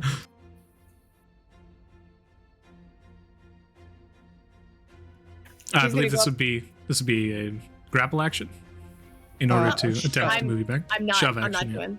I'm not doing it. Attacking this guy with a warhammer. Sweet. Attack fast. Is there a why? Why attack fast? Oh, bad. Ooh. Oh goodness. You bring your Uh-oh. warhammer back and go to slam down as they just rip back of their body. Is it too late to say reckless? I think it is, isn't it? In this instance, yeah. Okay. Pulling back from that miss. No, I didn't actually say miss yet, so you can if you wish. I have to establish hit or miss first. I very much wish to do that. Yeah. Do. I was gonna say a natural 1 can't physically hit, even if it was like a plus a billion. That's 21. Recklessly. Bringing your hammer back, you forego your defense as you just begin to attack in. Go ahead and describe the attack for me. Yeah, she, you see the rage, the chaos magic burst from her ash bond, and it sort of like glitters into a weird like opalescent like mist, and nothing else really seems to happen yet. But as Jojo comes in and slams down on this guy for 4 bludgeoning. Is that it? Did I roll a 4? That is I 4 rolled a damage, 2. yeah. Well, that's the sad amount. It sort of like squishes back and sort of like bounces off their like meaty flesh a little bit. What is and your rage bonus as well, though? It's a +2. Yeah, it says 1d8 plus 2. Oh. But that would be +2 for your strength and +2 for your rage bonus. Do I not have the rage? It looks like I have the rage bonus on me. I threw rage on you. Maybe I had the wrong one. But so you bring that in for a 6 damage hit. Okay. And then, as I end my turn, you hear an explosion from here. Behind them is it's like a 20-foot high wall. It's just the is building behind, and you can see there's a small balcony where the dude was, who just ran off into the distance. Oh, I thought they were blocking the light. Well then you, from right above them, you just sort of see like a little like tentacle alien thing appear out of this opalescent mist, and it's just sort of, and it like swells, and its eyes just like until it bursts and explodes. And I need. That would be me too. Wouldn't it? Oh no. 5 foot. Yeah. Yeah. They need to make a dexterity saving throw, DC 13. Within 5 feet of one creature of your choice, you can see within 30 feet of you. At the end of the current turn, the spirit explodes, and each creature within 5 feet. Beautiful. Dex save? Yes. Ooh. Sad rolls. Also sad rolls. As the flump appears above, you see this just like explodes in front of them, and as this just magical wave of force energy rips through them, you see them from above just crumple down in this heinous discomfort as the magic energy forces its way through their body, and they're just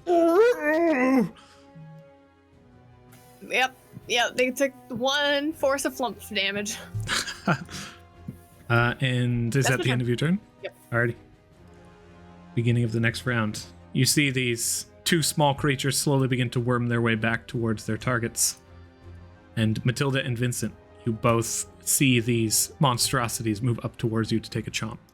Please don't. I am but a small China doll Do these child. things Please have don't hurt eyes, me. or does it feel like or ears, or did they navigate via blind sight? Does it feel more like? Looking at these creatures, they have very faint eyes, but they're pretty much covered over. As they are moving in towards you guys, they go in to take bites, but fully aware of the attacks coming in towards you this time. Matilda, you begin to back off, and Vincent, you manage to dodge out of the way of the hit. Pakka looks onwards towards all of you and is like, Do you need any help? Dagger this time would be nice. I can do that. he just moves Unless in anyone towards else you. wanted something.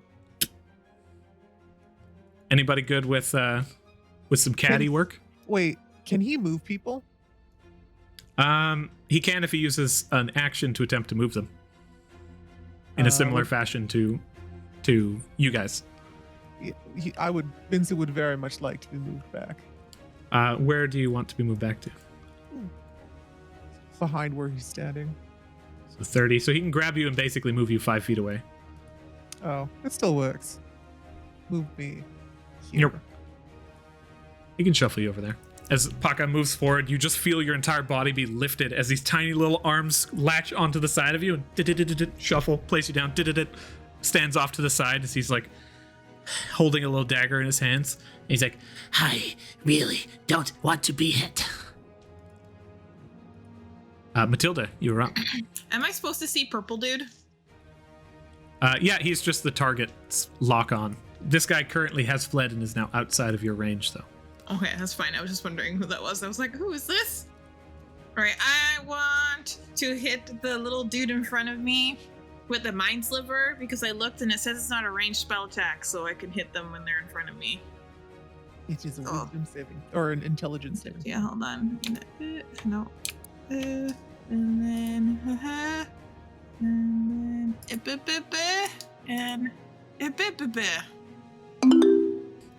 Intelligence saving throw. These things strong suit. I have to beat a 13. So it actually succeeded that. Oh no! As you attempt to drive this spike of psychic energy into the creature's mind, it looks as though it's like the simplicity of this creature manages to shrug off this psychic effect as it just sloshes and moves towards you. Oh man, that was so dumb. Okay, and then what I'll do is for my bonus action is I'll heal Vincent again. That he has. And then boop. Bonus. No, feature. Boop. Use ability. It'll damage you, Vincent. Oh, it was almost a 5. You suffer 3 points of healing. Yes. As the energy begins to pour through you once more, that light surrounds your body and feathers begin to fall. He just looks over towards you. You're holding like a torch up and all this stuff's going off, and he gives you kind of like a toothy smile. All right, and then that's the end of my turn. Alrighty. The ogres look onwards towards you now, Jojo. Ogres, sorry. The two creatures look on as they bring their hands back and in a unified attack attempt to just slam both of their large meaty fists against you and clap you into place. They get advantage. They also have disadvantage because of the light. As they are just sitting there, you can see aggressively struggling against this bright light as though they can barely see what's in front of them, attacking as best they can. Straight roll.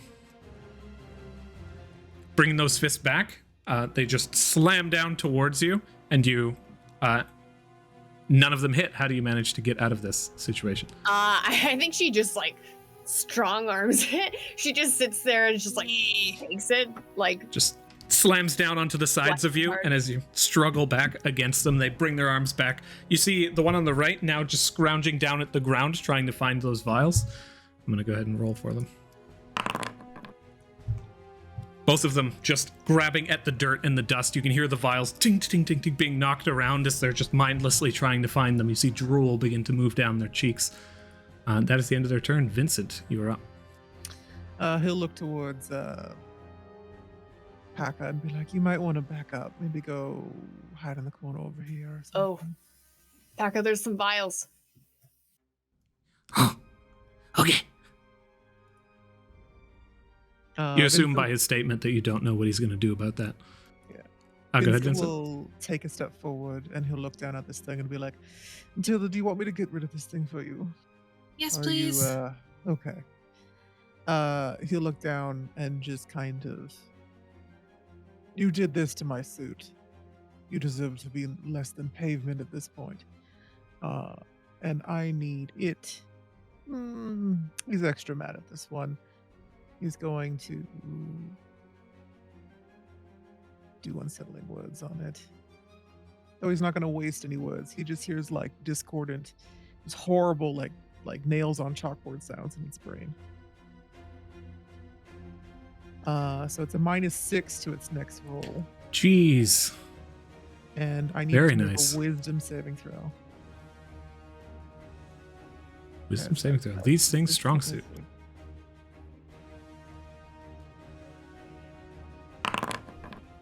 They do not succeed. Cool. So it takes 13 psychic damage and then starts to move if it's still alive. And if it does start to move, Vincent's gonna hack at it with his dagger. There is a scenario in which you're like, would you...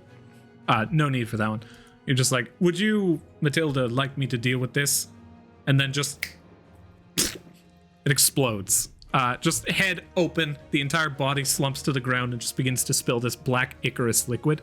Ooh. We can dissect that later. If you wish. And then he'll turn back around and face these guys. You see one of those massive creatures looks towards you and just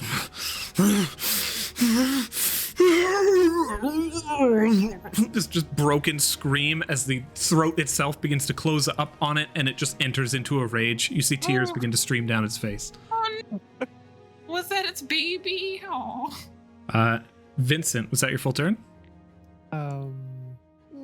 He'll take another step back. Yep. Jojo, you are up. This spot right here, a flump appears there. We have to make a flump icon. Oh, there we go. Oh, he got it. You underestimate my power. And then a swing. I'm gonna do reckless again, I think.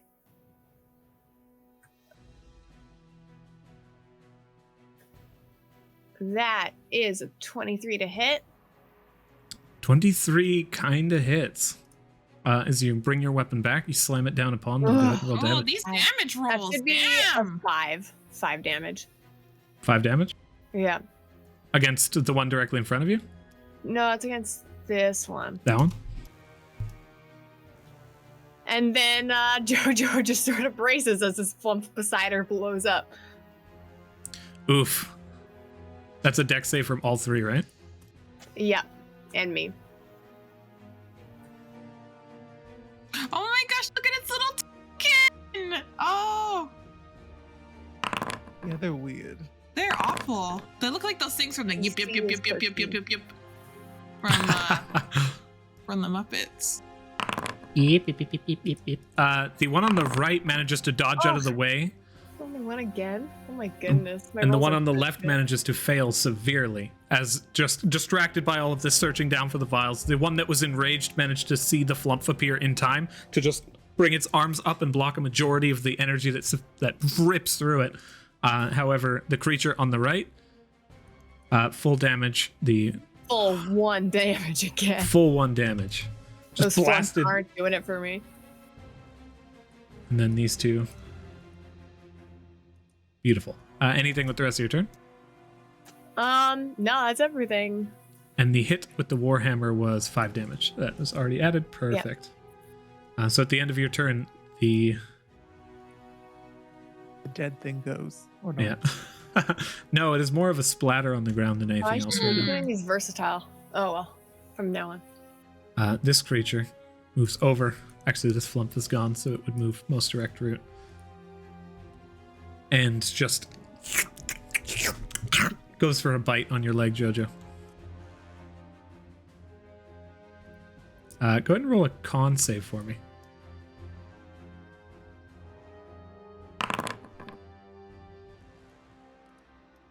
Mm, 13?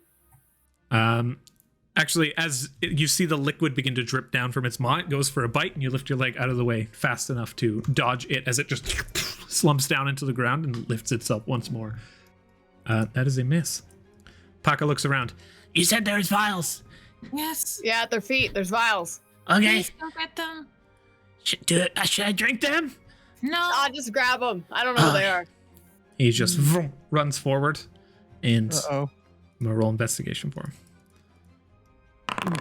Uh-oh. Or perception, rather.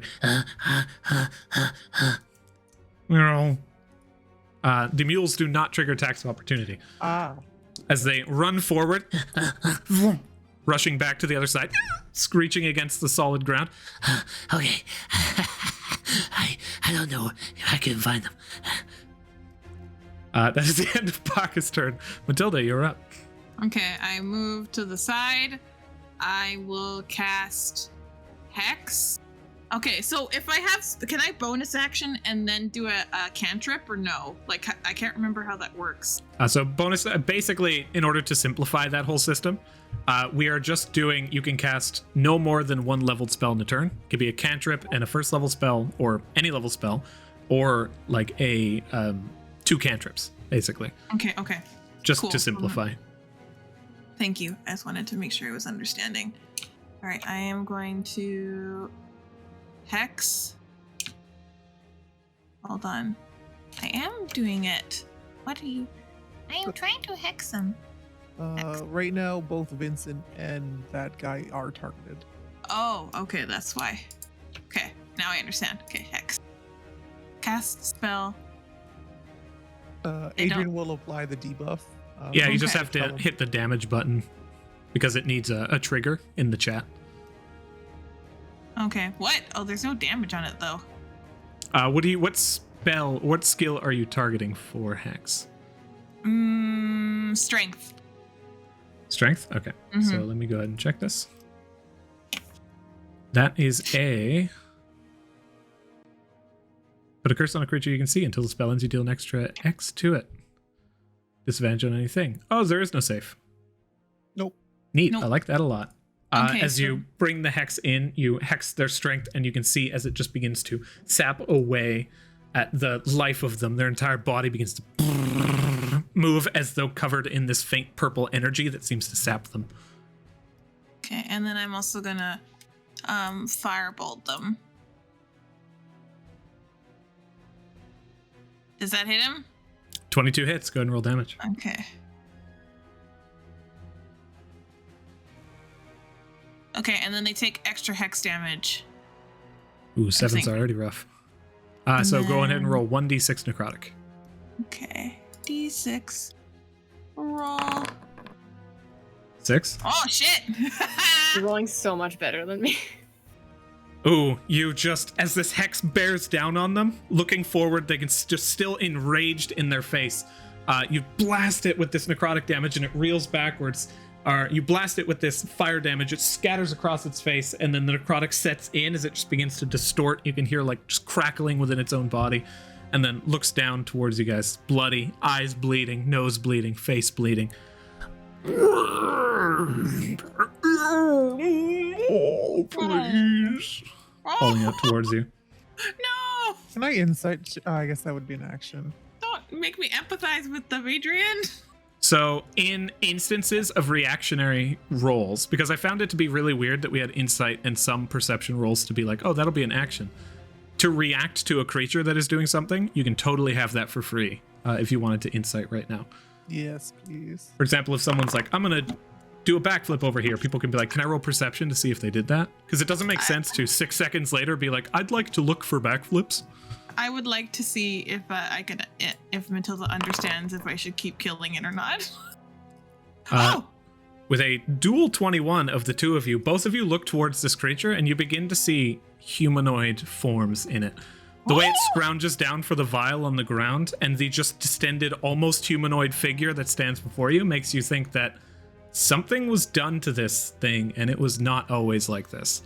This is a person that is looking at you right now. Oh no! A person that is still 10 feet tall and attempting to crush you, but a person nonetheless. Anything with the rest of your turn, Matilda? Oh no, I'm gonna end my turn. That's all I can do. On their turns, this one, enraged, rushes past and stomps on... I'm going to do this. Both Jojo and the other small creature. They don't care about that one. That one wasn't their small creature. And rushes forward. Jojo, I need you to make a dex save. Vincent and Pakka, I need dex saves. I'm assuming Jojo can also make a opportunity attack. Indeed. I shall do that. That was a 17 dex save. 17, you succeed. Dex save for the small creature. Does manage to succeed. Dodges out of the way. Vincent, you succeed. Yep. And oh, Pakka. Oh, please. Oh. Please, my little guy.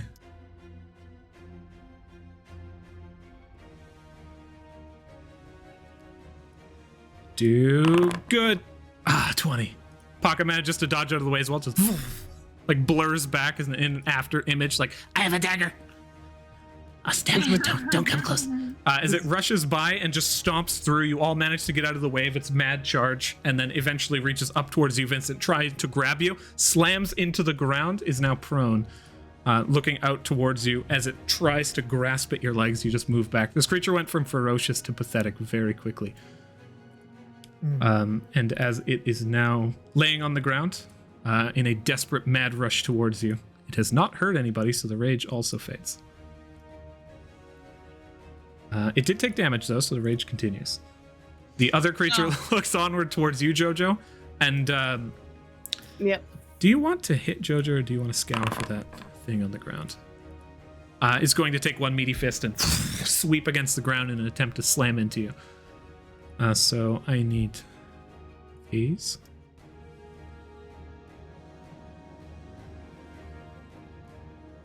Your AC. Man, you tank through it again. As the fist comes in, you just boom, roll with the punches. These guys have not been able to hit you this round. Vincent, you are up. I think we need to give it the vials. Okay. What? Well, they still attacked us regardless. We can beat them up after. Well, They'll be Let's easy take it- targets. The little ones too?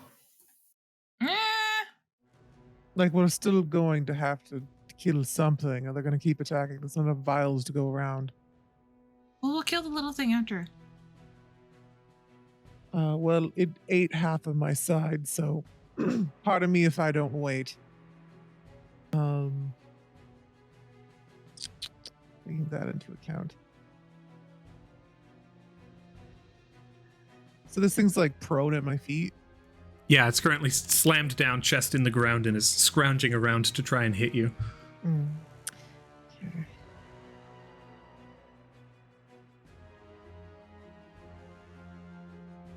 I need a wisdom saving throw from that little worm thing. And that is a 9. That is a failure. It takes 3 points of psychic damage and has disadvantage on its next attack. It's just blasted by psychic energy again. Reels hits the ground and slowly brings itself up. You can see just liquid pouring out of it. Looks moments from death. The Well, two of these as Matilda, well are Since you bloodied. seem so caring in regards to these guys, I'm not. Oh, I thought you were ending my turn. Feel free to tango with them, and Vincent's gonna back up a bit more. How tall are these buildings? Like, could he climb up They are there? 20 feet tall minimum. You can see you basically have dug down into the alley in the side. Those buildings are actually pretty much sheer walls up as far as you can see. Okay, he's going to back up. There's a cart here. I guess it's not close. That's your enough. guys' cart full of stuff. Yeah. He'll move here. He'll stand behind the cart. That guy can get an attack of opportunity if he wishes. He But I think definitely he will has try. disadvantage because he's prone. He also has disadvantage in the light. But yeah, not much going on that grants him advantage right now. All canceled out. Do your thing. Sweeps and slams in the ground as you manage to dodge out of the way. Beautiful. Is that the end of your turn? Mm-hmm. Jojo, you're up. Okay. I'm going to. My flump is going to appear here.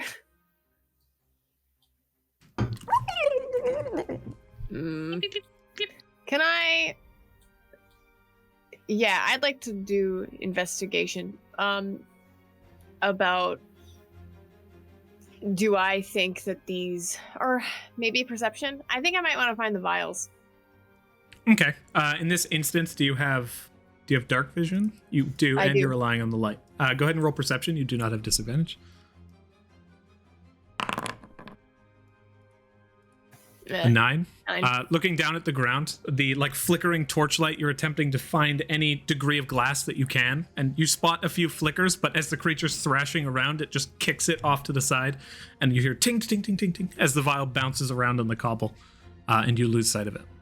Okay. That flump explodes.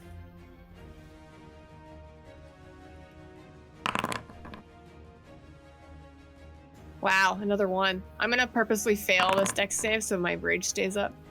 Okay.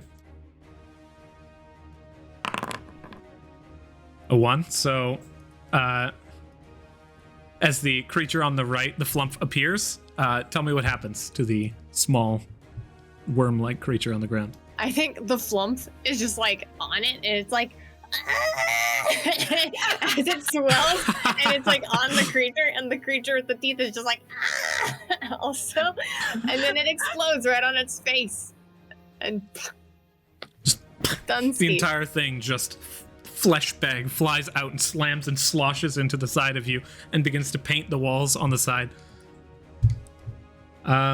Vincent, with your passive perception, you hear someone on the roof be like, "Oh!" People seem to be watching this. And as that creature is well and truly gone, Jojo's at the end of your turn. Yes. Alrighty. Of the 2 die, you see the other one looking down towards this creature in pieces. Once again, the tears begin to swell and the rage just builds, looking on towards you, enraged. It's just Pakka. fire in its eyes. Yeah. Give me the vial. Okay. He Runs didn't manage forward. to pick it up before. He got didn't actually one. grab it. He didn't. He's gonna run forward and try and Couldn't find him find it. again. Couldn't find it. Does that? I guess that thing used its reaction on Vincent. Okay, good. Cannot attack of opportunity, Pakka. Oh yeah. So this would be Perception. I got one. Runs around holding the vial above his head and makes it 60 feet. He can actually get to... jumps into the bushes. Runs and just dives off to the side. Actually, over here. This is as far as he can make it. And you hear his voice in the bushes like, I'm hidden, but I have it. Okay. it is now your turn, Matilda. Okay, I move over here. And I take the vial from Pakka. Hand lifts out, you scoop it. All right, and then I go up to this creature and I want to feed it the vial to see what happens. I don't know what's going to happen. It could be good or bad. But Okay. You go to hand the vial to the creature. Is that the end of your turn? yeah. Alrighty. The creature grabs it and just tears off the top. You hear the glass shatter and just splinter into the fingers as it just... The entire face begins to just distort and bubble. You see veins begin to build up on the inside, and as the blood flow begins to increase, you see its entire body turn this faint red as the heat within its own body begins to lift. And just from that intense just chemical reaction going on inside of it, you see its skin begin to bubble and gouts of flame begin to lift out Does it from the inside of look the like skin. It's gonna explode. Oh. It looks like it's about to... It's whatever is happening with this creature has just caused it from the inside out to become so hot, it's combusting. But as it looks towards you, Matilda lifts its hand and just goes...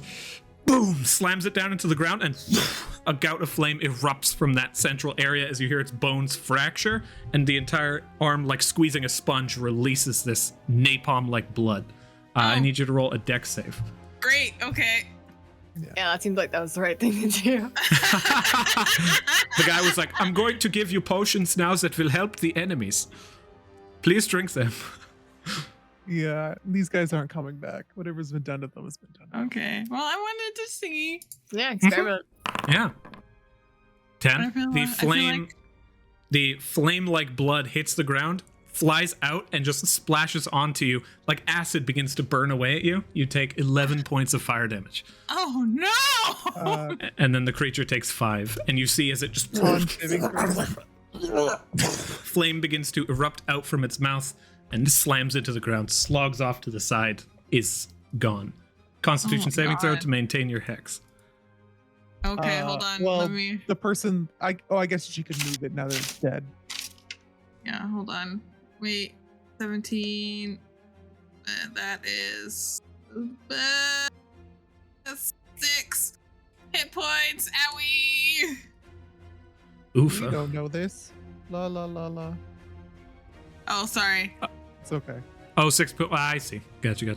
I was trying to do math. She looks bad off. 16 con save. You maintain your hex. The hex is on this creature, but you can move it over to the other half ogre on your turn as a bonus. Okay, can I do... Or no, my turn's over, right? Yes. Okay, cool. This one here cycles over. Since you gave that one the vial, it wants that vial. No, it's enraged. It's going to take a just massive, hefty swing towards you, Jojo. Disadvantage this time because I didn't reckless last turn. Here's my canceled out because it is currently raging. No, it's reckless. Natty 20. Or a 25.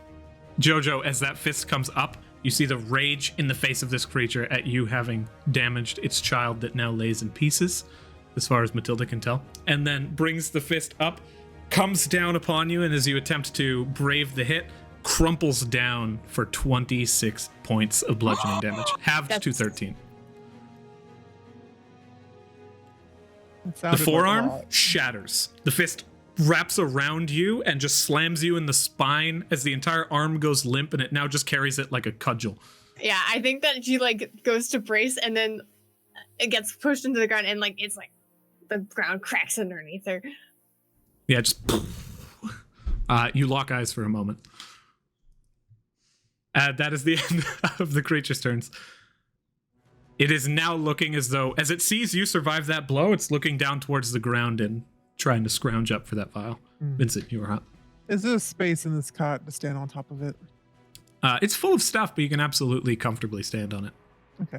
This is going to stand on it, and then he's just going to say out loud, well, if it's a performance you want, fine. He's going to reach back and grab his violin and take it out. And this time, with the bow, just kind of set himself up and start playing. It's somewhat inspiring, but it's almost threatening in a way. The notes that start to come out of it. And he is going to look down at this guy.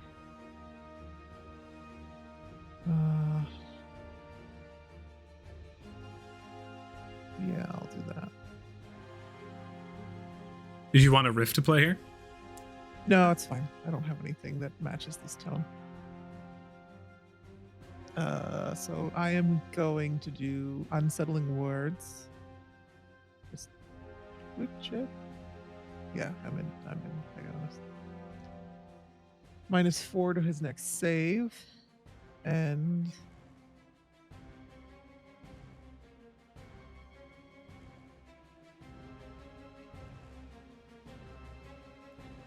weird. It says I must target at least one. He's currently hit with the unsettling words. No, I know. I'm trying to cast Dissonant Whispers, but it says I'm not targeting anything. You are also targeted by someone. That might be yourself. There you go. See why. Keep forgetting to do that. No. Okay. Wisdom saving throw, please. -4 to the roll. -4. He did succeed, and then he failed. Well, then he just fails. He takes 15 psychic damage. Ugh. As these Discord mentally, swim over towards him, pierces his little ears.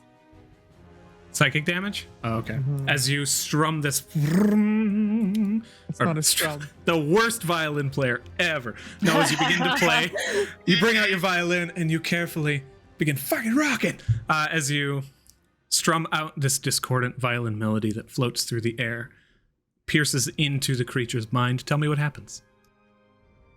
I don't think Vincent's even paying attention to this ogre when he does it. He's simply just enraptured in the moment. He's trying to sum up what he feels their agony of the situation must feel like into a song. And slowly, as the crescendo builds, the creature looks towards you, Jojo, and just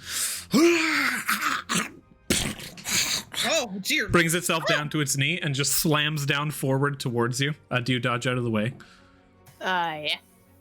I'm going to roll a d20 here for a fate dice. Very favorable. As you dodge out of the way, your foot lands directly next to a small glass vial, but does not slam into or crush it. As it ting slams off to the side, a few inches to the left, might have been a problem. But as the creature falls and hits the ground, you all find yourselves in silence for a moment before you hear from the second, third, fourth, fifth, who knows how high up. How far up? Roll perception. Vincent, yeah, the crescendo went and he kind of stops and puts his violin down. Oh, that's a 21. 21. Listening. Are It's they within faint. 30 feet? No. This is coming from balconies above you in the distance as you hear the first slow clap begin and then carried into 2, 3, 4 individuals, and you hear footsteps begin to recede. And slowly, as the night air becomes calmer, Vincent just does a bow to the darkness and jumps off the crate. He can't Pakka move. comes out of the bushes and just looks around and is like, Did I do good? Yeah, you did great. Here's the other vial. You should just hold on to this one. Definitely don't drink it. Okay. I apologize. I wanted to Pops test it an open. hypothesis and don't drink that, please. My Oh, hypothesis was proven that it is bad to drink that. I don't know if it'll wreck with our physiology. I'm sorry that happened. I wanted to test something.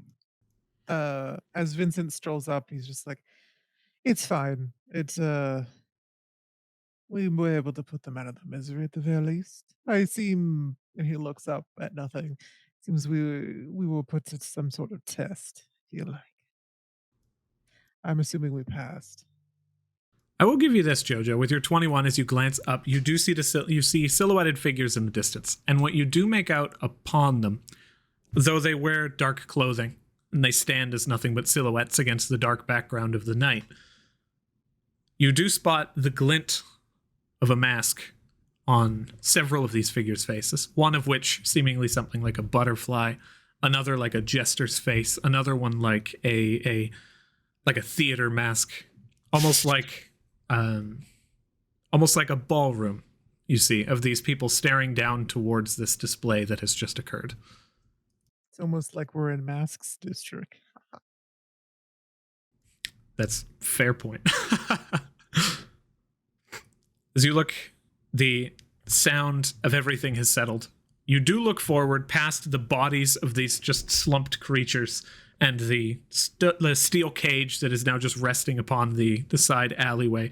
The quiet begins to pour in, and the house that you were previously attempting to gain access to for this fence, Regis Swift, does lay in front of you. From what the person previously had told you, luring you here was not only part of his plan, but also the truth. This is where you're looking for. And you guys discern through your passives that he did not seem to be lying about that. Nonetheless, Jojo goes ahead. Yeah, this time Vincent's he's gonna linger in the back. Just kind of cleaning up his suit, Jojo, rebuttoning some buttons. wait that are one sec. missing. And I look at the bodies that are like on the ground. Is there anything salvageable? Go ahead and roll perception. Alrighty.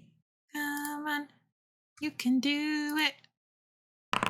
I might be fucked up, but I can still do it. Nice. 22. As you look around, you can see that on the back of these creatures, like the skin has begun to fold in and around, and the muscles bulge and the bones, some of which poke out in various different areas. But you see kind of in between the shoulder blades, a faint piece of metal. And as you look at it, it seems as though it's an axe that has been buried into this creature's body, that the body itself just healed over, like a full broad axe. Aside from that, these creatures don't seem to have anything on them that they were kept in this cage previously. The smaller ones even less so. But as you glance through and with your proficiencies, you're aware that some of the parts of these creatures would make pretty good alchemy supplies and would probably sell for around 6 gold per vial. Okay, I think we should save some of these bits. I don't know if you want to give me time to Do you collect have stuff. what do you have equipment wise to be able to hold this? It's a little goopy. Hey, Pakka, you got some vials in your pack? He just rushes forward. I have 2 empty healing potions, but I drank them. They're like vials, but they're potions. That's probably good enough. Okay. He takes out these 2 and hands them over to you. It will take 10 minutes per in order to attempt to fill these with the creature's pieces, if you wish to do so. You guys mind waiting? Okay, put eye out. Yeah, I fill up them with bits and bobs. Go ahead and make a 1 alchemy tool proficiency check. Okay, what do I add to that, Adrian? For this instance, since you're trying to do this quickly, this will be dexterity plus proficiency for your tools. Okay. Dex. Hey, Pakka. Yeah. Do you have a bedtime? Bedtime. Most of the time, wherever we can find somewhere warm to lay down can be our bedtime. But I like night. Night is fun. Do you have a bedtime? As he takes interest. I do. I was just wondering if you wanted to swing by my place. I have some things I wish you to keep safe. for me. Sure. I got Matilda, 15. you successfully extract the 2 over the course of 20 minutes, and you manage to gather them into the vials. One of which, from the larger creature, the blood still seemingly bubbling, almost eternally so. As the body has long since turned cold within these 20 minutes, yet the blood still maintains that constant fizzling heat. Alrighty. You guys see the doorway of this destroyed building at the end of this hallway. Also, I know it doesn't really impact anything, but can I roll performance? Yeah, absolutely. There was an audience, so. It's okay. You were in a party with two. Oh, very good. Not a 20. Woo! Vincent was in the zone. So half of those claps were like, yes, excellent fight. The other half were just like, holy fuck, that violin though, Jesus.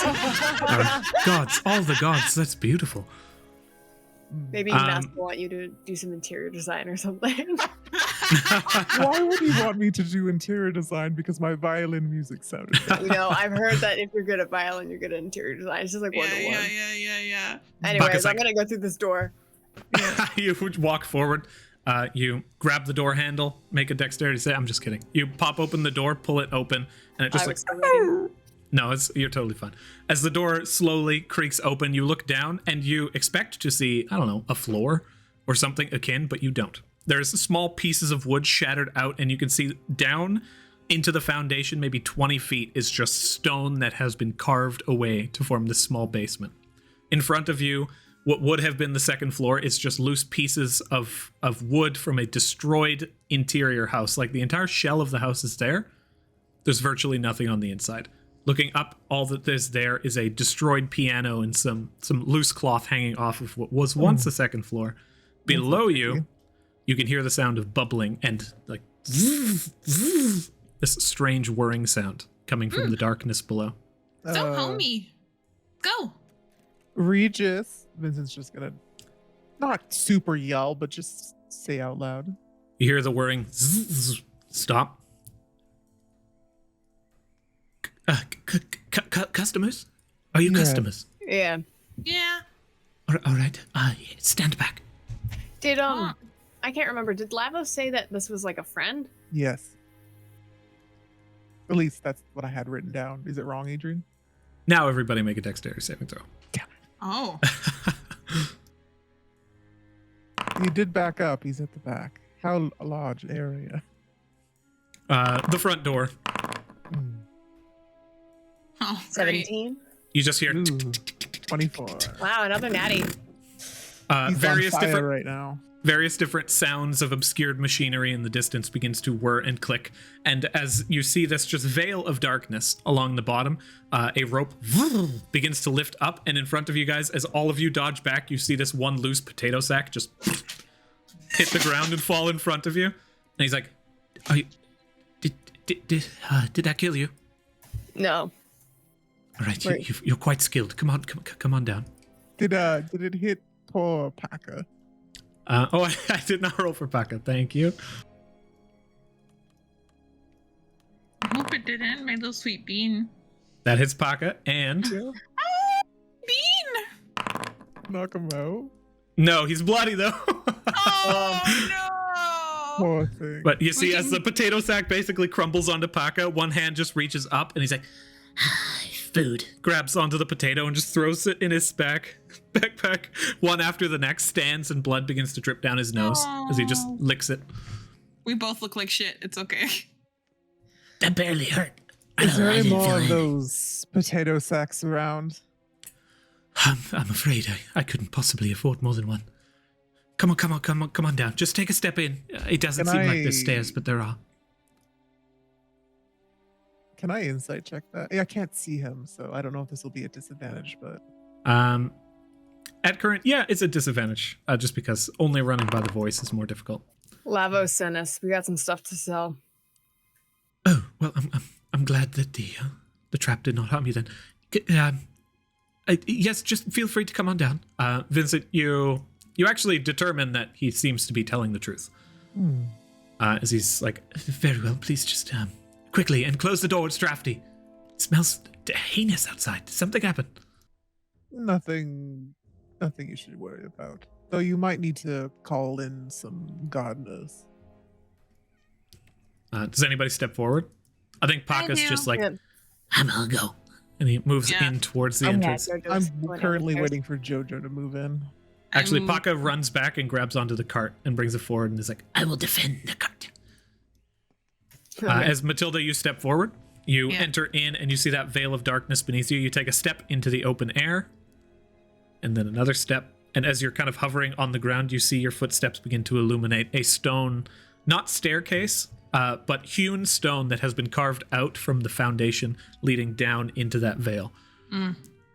As you pass through the layer of darkness above that obscures, you enter in and the darkness is removed.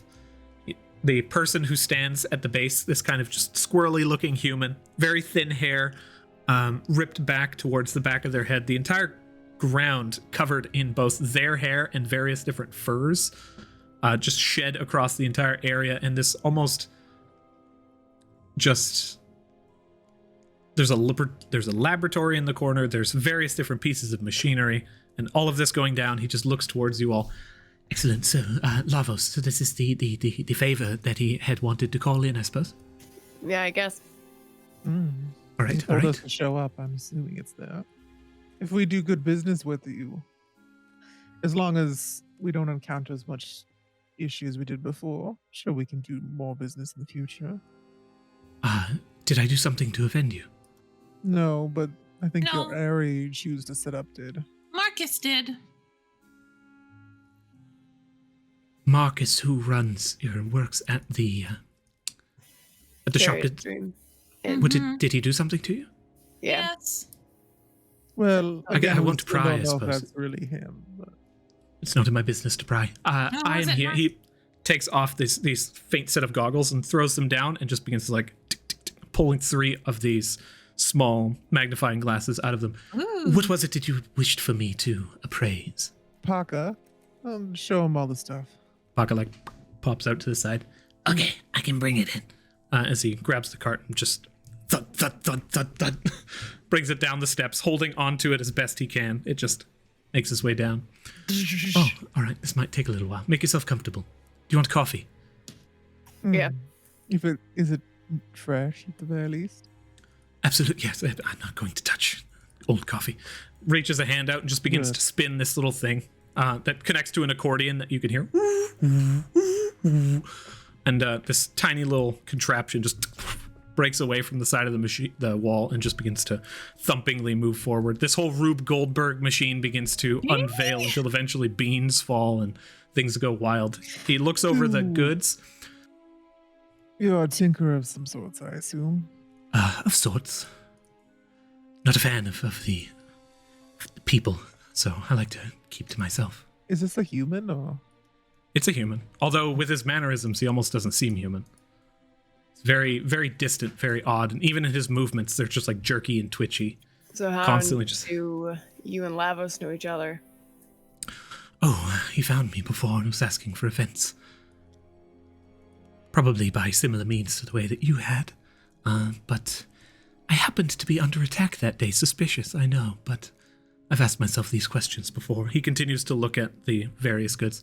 Didn't know if it was because of him or just my bad luck or my good luck, who knows. But in the end, I'm still alive. So I'll give you 537 gold, 6 silver, 5 copper for the lot.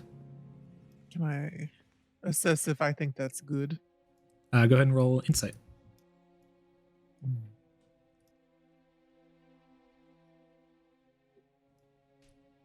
Just glancing back and forth between you. Yeah, I'm wondering, cool under pressure wouldn't really work here, would it? He's pretty unsettling. I'm gonna roll d20 on this one. I'm on the fence. It's favorable, 15. You can add your cool under pressure to this insight. Cool.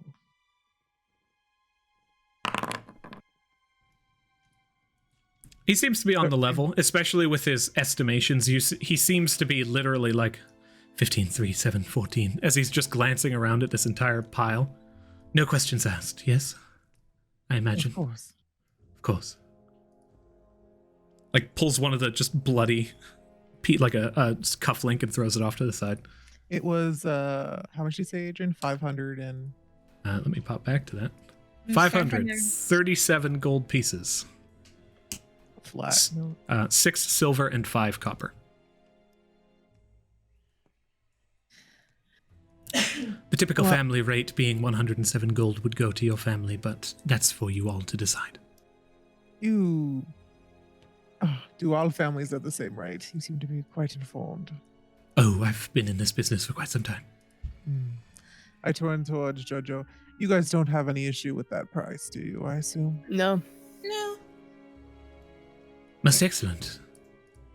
I tell you what, if you have any need for some kind of bruising, or to become the one who is bruised for coin, I also have some endeavors that I'm portraying in the near future. If anything, I can't help but notice you have a Lizalden with you.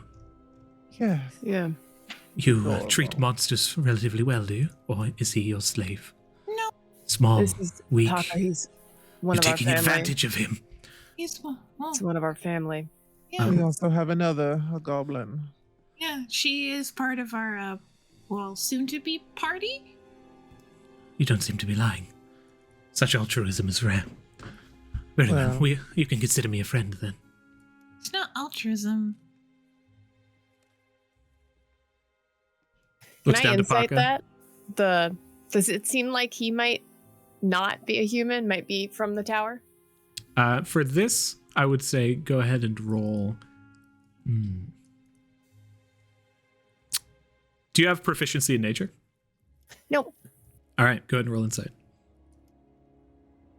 Do you have anything for sale? Bad. What is it you're looking for? Bad? He's twitchy, but it's not something you can definitively tell.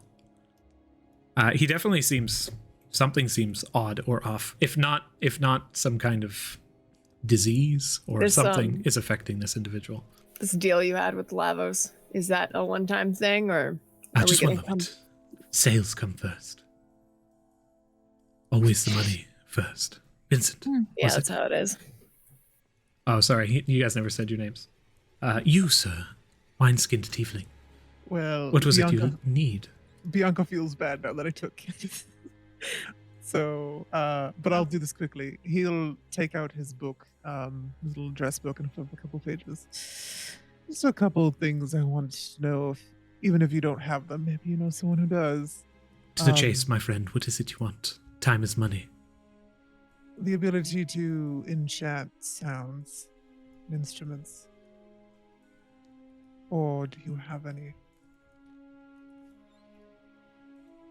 It might take me some time to find that, but I can deliver that to you. Some information.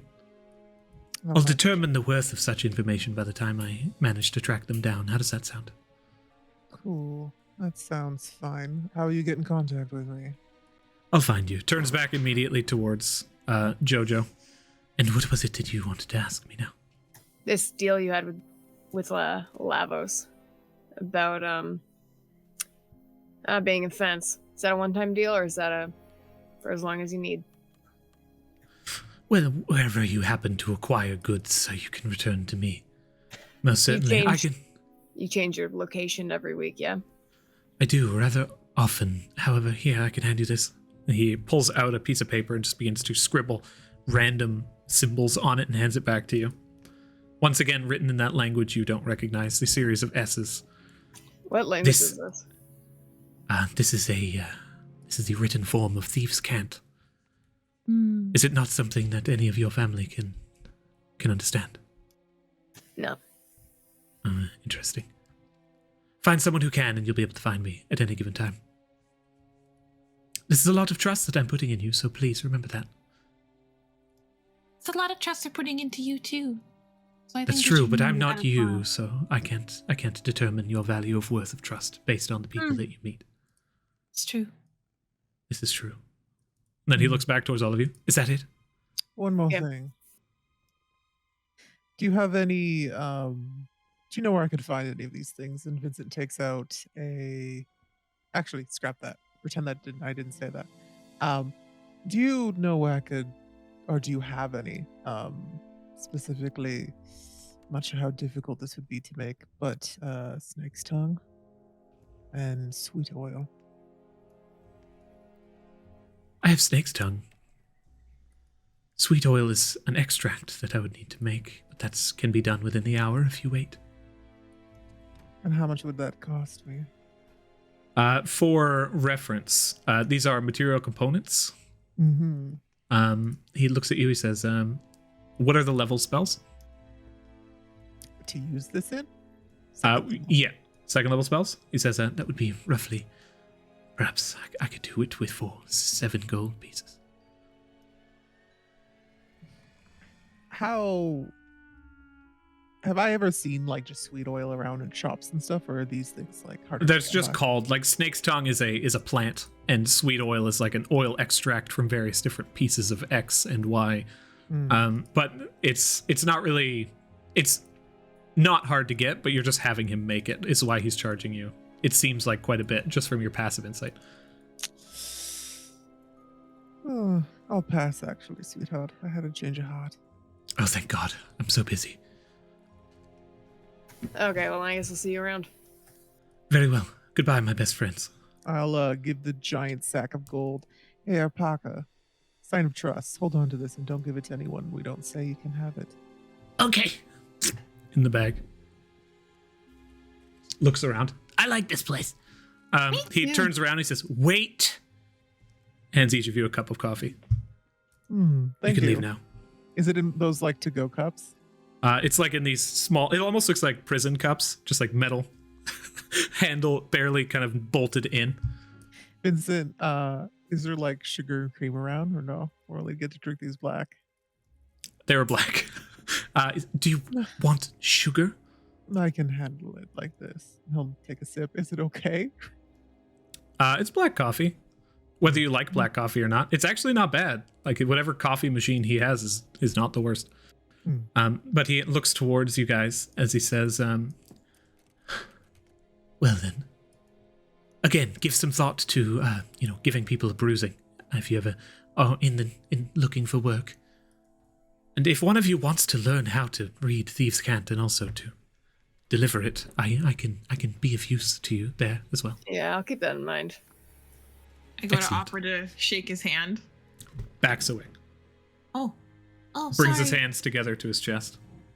My apologies. I know that a lot of times when you say goodbye or hello or make a deal, you're supposed to shake hands. Is that not something you like to do? He just looks down at your hands and up at your face rapidly and sweaty. Okay. Sorry, Adrian, how did he say he would get in contact with me about the musical instrument enchantments? He said he'd find you. Enchantments? Yeah, but how is he going to get in contact with me? He just said he'd find you. Cool. Yeah. If you ever want to collaborate with someone in the future, I might be interested. I'm a bit of a burgeoning alchemist. I think that's what it's called. I don't know. I like to hack up dead things and then use their parts and then test them out for weird stuff. You see, he looks at you and he's just like, kindred spirits. Well, I'll be here for the next week if you find yourself free. Okay. As he looks on towards you guys and you just put the cart down and Pakka's like, This one is my cart now. Pakka's cart. he's like, I don't want the cart. Looks towards Vincent and just Thumbs up. grabs the cart and drags it up the stairs. Nobody ever said anything about the cart, but he seems very satisfied about that. As you guys make your way back into Masks District and into the open city streets. Just kind of intuiting what the hell happened in that alleyway there. Is my thought from before about it being some sort of test feel right? Or do I feel like there's something more? I'd say roll a intelligence-based insight check on this one. Matilda feels like it was because they wanted to take advantage of people that they thought were easy pickings. Did I roll something to infer that or no? You can also roll an intelligence-based insight check. So Okay. intelligence plus proficiency if you are proficient in insight. 12. Vincent, the fight, based on the words that he had uttered at the very beginning of how disappointing, as soon as he saw his, whatever these things were, be damaged so heavily and not deal any damage to you guys so early, before fleeing the fight, it seems like he wasn't necessarily testing you guys, but saw an opportunity to test these creatures on you guys. He didn't seem overly distraught that they were going to lose, so perhaps he thought you guys were going to win. And at that point was like, I will use them. Matilda, you come to the same conclusion. And as you think back, you start to recall the inn. Mm-hmm. And as you begin to think back on his face, it almost begins to obscure itself to you. You can't create a clear picture in your mind as you attempt to dive too deep into remembering this figure. What about me? I need everyone to roll a charisma saving throw. Did we actually meet like mask? Because that would be hilarious if we did.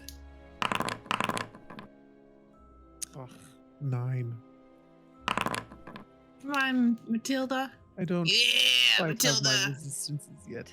Matilda, as you try to recall his face, that static begins to warble in front and it just begins to obscure and then clears. As you have a clear view and and memory of his face, a thin nose that comes down to a point, 2 gray, almost glassy eyes, just this faint little bit of stubble and black hair slicked back, standing lithe and tall. This figure, you don't recall them, but you remember them. But the rest of you, like a distant dream, you can't seem to remember his face. That's really sucks for him because I'm the one with the keen mind, so this face isn't leaving me for 6 months. As you all make your way into the back alleys of Masks District, I think that is where we will place down this session. Having successfully fenced your guys' goods and found Regis Swift, a fun individual, routed Pakka and brought everything to heal, a new family member. We close this chapter this week. Yeah. Beautiful. The night begins to bear down upon you all, and you guys finish this effectively and quickly enough that you can all still maintain a long rest or work if you want, but we will settle that next time. Thank you all for watching, and, well, we will see you next time in the tea house. Yeah. Bye, everybody.